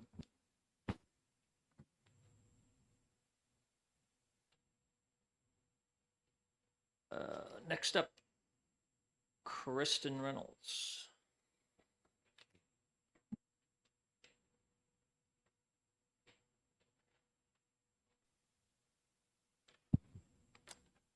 Hi. So I'm just speaking for myself. I'm a member of the public, and I moved to New Hampshire a couple of years ago from Portland, Oregon. I recently went to a deliberative session. It's the first time I've done that in my small town, and I loved it. It was so impressive. It was definitely democracy in action. And I had a chance to go over the budget carefully and hear from the people why the budget was the way it was. And it turns out we're really poor, I can't believe how many things are so incredibly expensive. I had no idea. And they were talking about trying to find like a used truck of some kind. I think they had a plow or something they needed, and they're like, well, we've been looking for a used one, and we're trying to get a grant for this truck. I was like, it was an eye opener for me. So actually, I thought we had local control. It's really been a new information for me to find out that the state can decide things for the towns. And I could see all kinds of problems with that immediately. And I've been walking past new development that is on Route 10 on the way to the post office. And every time I go by it, I kind of wonder, what does this mean? Because it's a lot of people all of a sudden in this one little area. And it's going to mean something in terms of traffic. Who knows if we're going to need to have a new traffic light? I mean, it's an unknown. And it's the kind of thing that I would really want to be locally figured out, locally decided, and have, just have the ability to control how fast things happen, what happens, can our taxes cover it, etc. So I just wanted to say I do support this bill. I support anything that is local, that creates local control for things that matter a great deal to me and to the people who live in our towns. So thank you so much. Thank you. Seeing no questions. Mike York?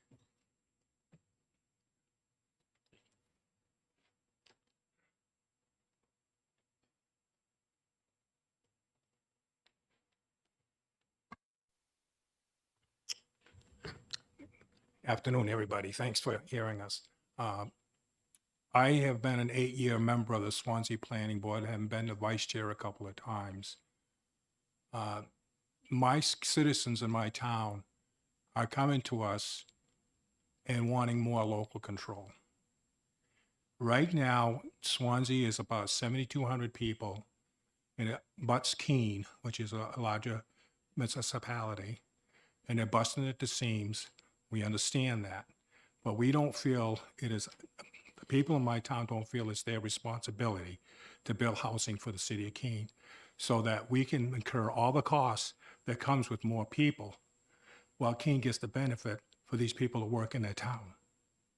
Now, we have been very generous to this point of allowing multiple housing in the, we have over 500 units that have been approved in the last 2 years.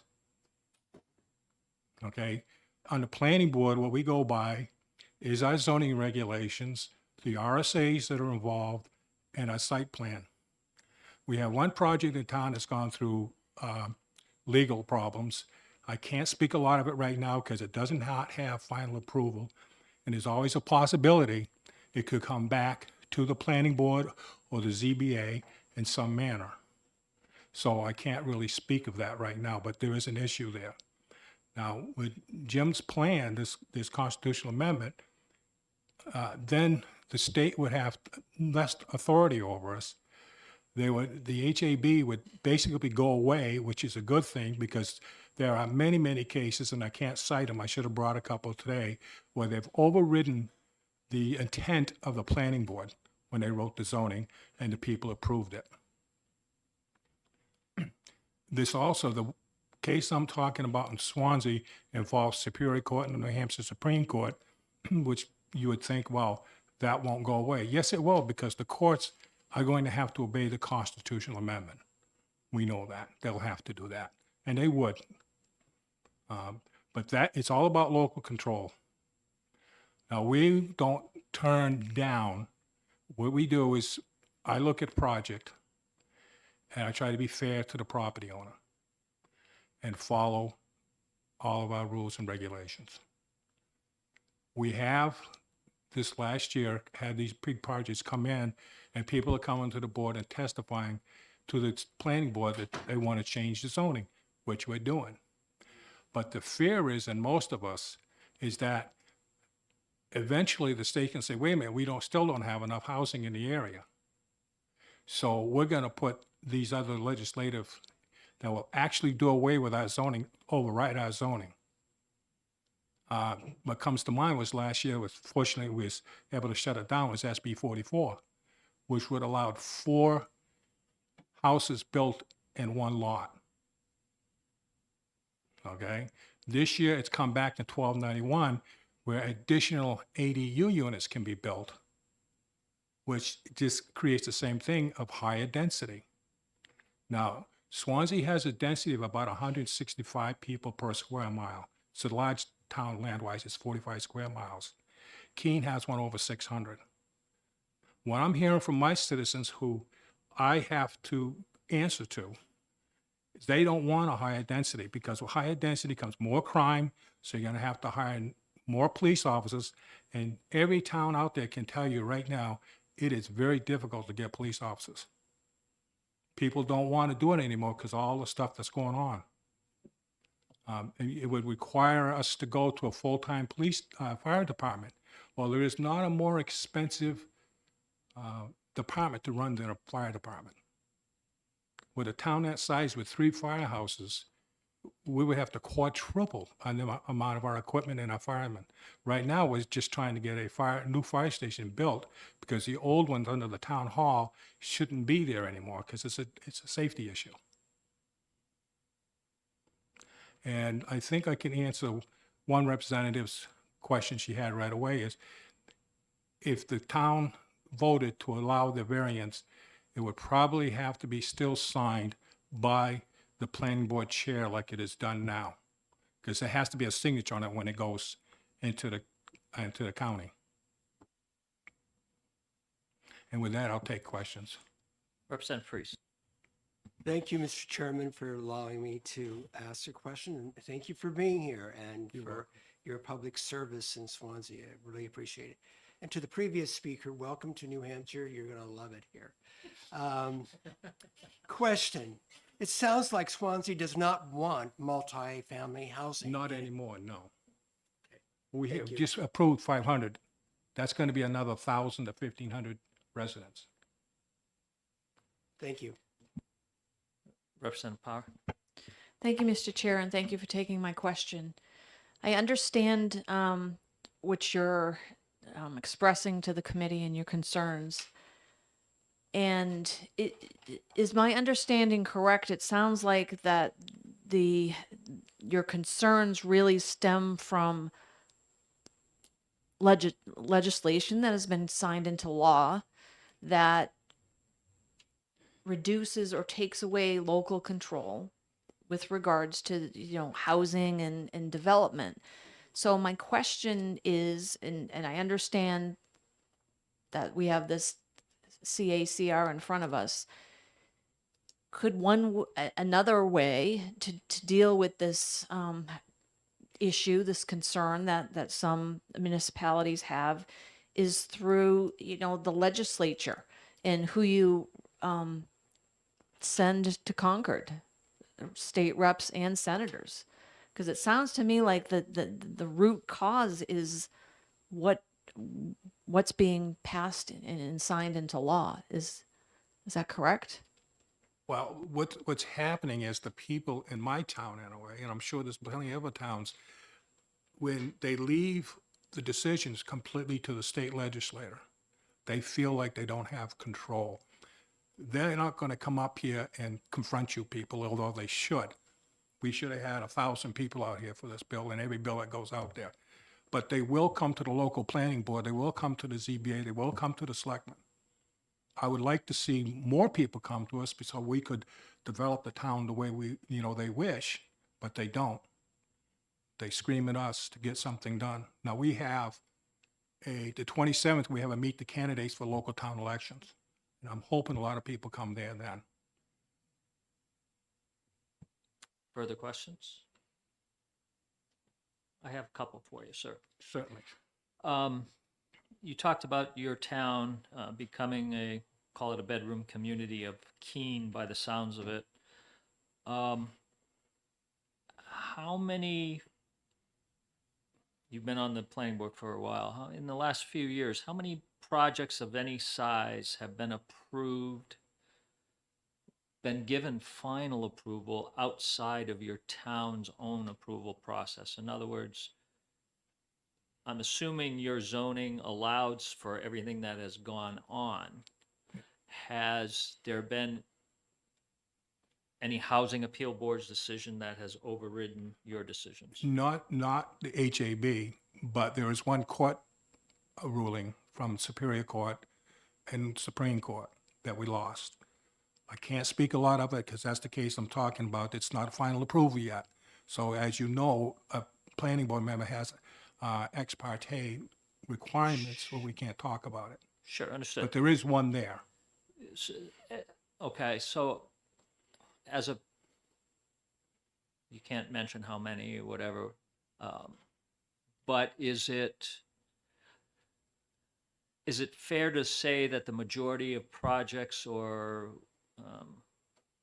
housing or whatever that has gone on in your town been approved? Yes, because we follow the law. And your zoning ordinances? And, well, yeah, that we call that the ordinances, yes. And That- don't get me wrong, I understand local control. Okay. The other point or question I would ask is, you mentioned several of the bills last year and this year that have come before us. It's my understanding, correct me if I'm wrong, that most of those bills actually got shut down in a very large manner. Is that correct? That is correct, and hopefully that would continue. However, the people that are comprised of the legislature now may not be here in 5 years. They may decide to retire, may get beat at the polls, whatever. You may have a complete different set of legislators who decide, well, we don't think they did the right thing, so let's go do with these and pass them. And I don't disagree with you. That kind of goes back to Representative Powers' suggestion, though it's kind of who you send, I think. But This would anyway. be kind of a guard against that also. Yep. Representative Priest, I saw your hand up. Yes, thank you for taking my questions, and thank you for taking my additional question. You believe in the Constitution and the fact that we have checks and balances, and that, right? And if a person is grieved by local controls, let's say the zoning, he can always appeal it to the courts and have his case heard. With this constitutional amendment, that takes away the checks and balances for that person. Is that correct? Yes, it would take away those checks and balances. Thank you. But it's with the towns now instead of the courts. Further questions? Representative Tatro. Thank you, Mr. Chair. What I'm trying to piece together from the proposal, contractor comes in, and this is a question in the end.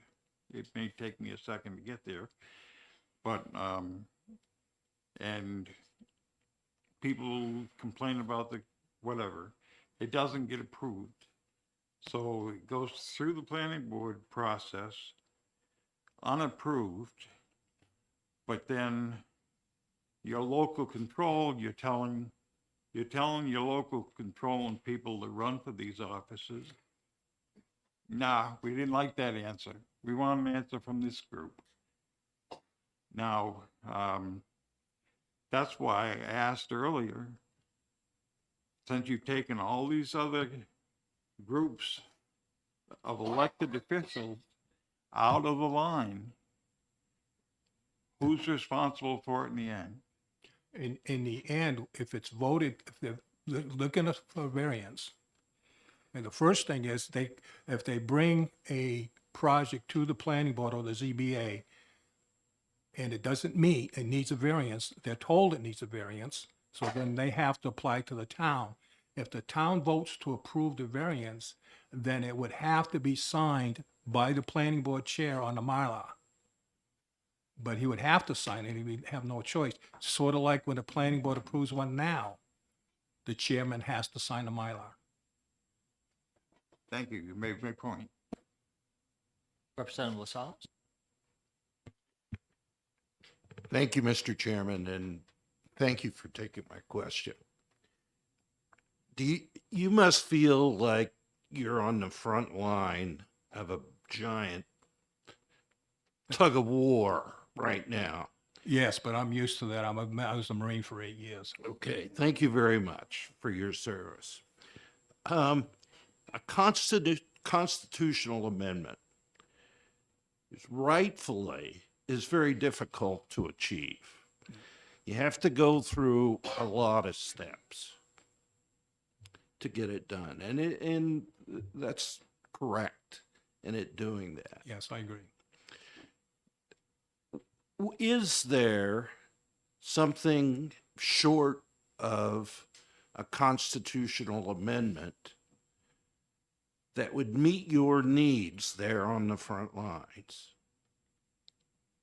I don't know, because anything that the legislator would pass would still be challenged in a court or the HAB. It could be challenged. Because what the HAB looks for, I've looked at a lot of the cases, they look to see if there's a comma misplaced. They look, well, how can we, they don't look to see should they approve it, if everything is followed. They look to how can I not approve it? I've been to their meetings. Okay, one in case is continuous road frontage, as we've talked about here, is one zoning thing is how much continuous roadage do you have frontage on public road? Well, if you don't put continuous in there, you could have a piece of property. We have a lot of weird properties, particularly in Swansea, where a person will own this part of the land, then he doesn't own this part of the land, and it goes back just a little bit, then he owns another part of the land, and this is all connected. Well, the intent of our zoning, and we just changed it to say continuous. If it doesn't say continuous in there, but the guy has enough frontage adding up those two, then they'll approve it. So it's, yeah, we've been meticulously trying to go through our zoning to make sure the intent of the people is there. But then again, at any time the legislature so wants to, they can take those rights away. If you were to pass legislation to say we have the power, you can then turn around the next session and take it away. Thank you. Representative Gilman. Thank you, Mr. Chair, and thank you for taking another question. With your experience on the planning board, you understand the process of making changes to the zoning ordinance. Correct. That the changes are presented to the voters at the annual meeting. So my question is why, either with a project that needs approval by the legislative body for a change because they want a variance or waiver, that can only happen once a year. How is it that those changes can't be made by the planning board because they have to do it once a year? You understand? Either way, it's once a year. Well, because the planning board, although it's a representative of the legislative body, still it's 7 people, 6 regulars, and plus a selectman's representative. It's a representative of the town, okay? But when you got a town with 7,200 people and we have 4,600 voters, I believe was the last count, they don't necessarily you get it right. Because sometimes in a lot of our meetings, we have nobody there. We do zoning, we start zoning usually in the middle, and our site plan regulations usually in the middle of the year, so we can go through it, give our public hearings, but people don't always show up. But what they'll do is, after you've done something, they'll complain. And I'm sure you people at the legislature have the same problem. We have never seen that happen, sir. Representative Kale. Thank you, Mr. Chair. Thank you for taking my question, and thank you for coming out here today. To kind of echo my colleague's sentiment about, is there something that you can do other than a CACR? Correct me if I'm wrong, but can't your town put a stop to building permits if there's a legitimate no infrastructure problem? Can't you just say, hey, we're going to put a halt on building permits? Well, if we did that, like that, then it would go to the HAB or the courts, and they would say you're hostile, and they would let. Follow up. What if What if you had a legitimate reason? Like a If you, legitimate. if you have a legitimate reason, under the zoning ordinance or the site plan regulations, then you are usually on good grounds. But it's very difficult sometimes if you got one word wrong. And this is basically what happened with this other case that I can't talk about. One word wrong, and we got overruled. Although our intent was quite clear. Further questions? Seeing none, thank you very much for your testimony. I have one more pink card. Thank you. Mr. William Rogers.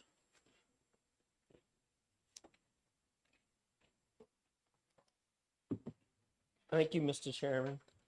Thank you all for your service. I come out to testify for things once in a while, and I can't believe what you guys go through for the state, for the little bit of money you get. So thank you. I'm just a citizen. I don't belong on any committees, but I'm a taxpayer, and my taxes are getting harder and harder to pay every year. I live in a small town of Winchester. I'm sorry, my name is William Rogers.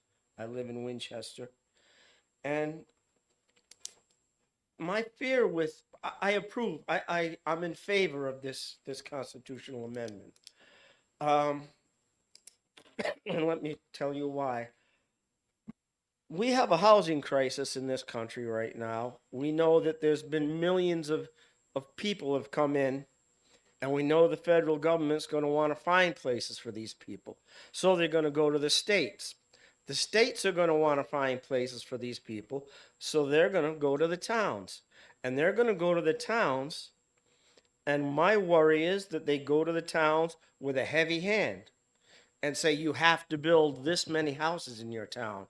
And because their only focus is on housing under a crisis, which I believe we're in and will be in, their focus is on housing. They're not going to take into consideration the schools, the taxes, the fire engine, the infrastructure, the price that goes along with that housing. And Representative Priest, it's not about we don't want those kind of people in our town. We're Americans. These people are here whether we believe they should be or not. They're here. And as Americans, I believe we're going to find places for them. And that's important. But we also have to think of our taxpayers, of ourselves. My taxes are so high, I can't imagine that they're going up. In our town, I know most people, I want to make improvements to my property, but I'm afraid to because of what it'll do to my taxes. And I'm worried about more students.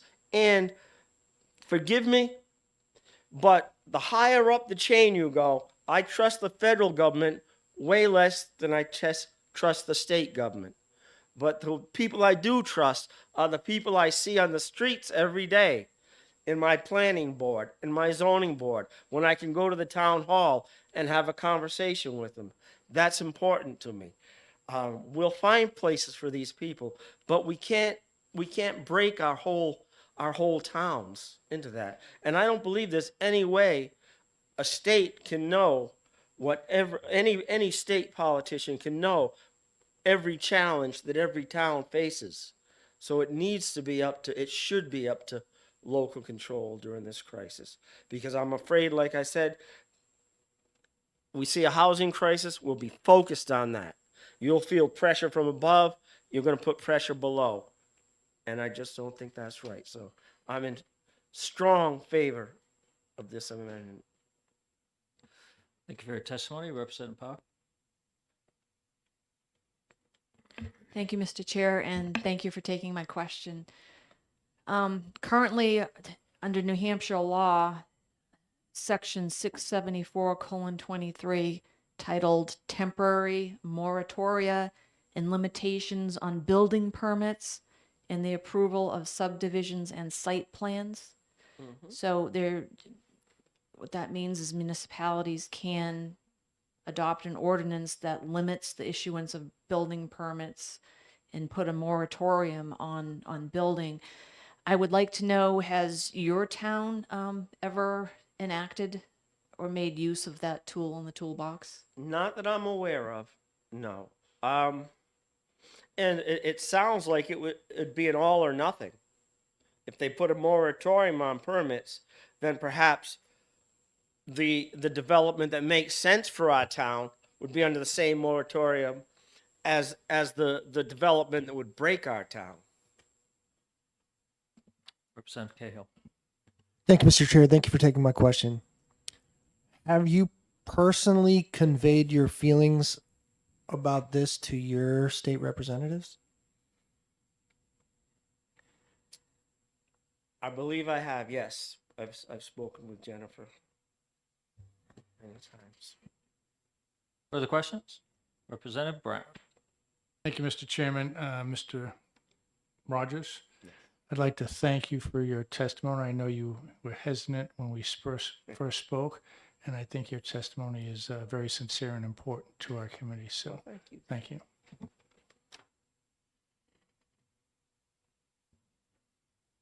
Seeing no other questions, thank you very much for coming Thank and you. your testimony. Thank you all. I have no more pink cards, so I believe on our blue sheet, we have 3 signed in, 2 in favor, 1 against.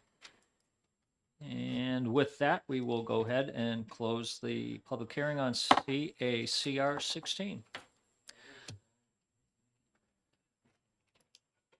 So for the committee, as of now, next Wednesday will be our next gathering, well, as a committee.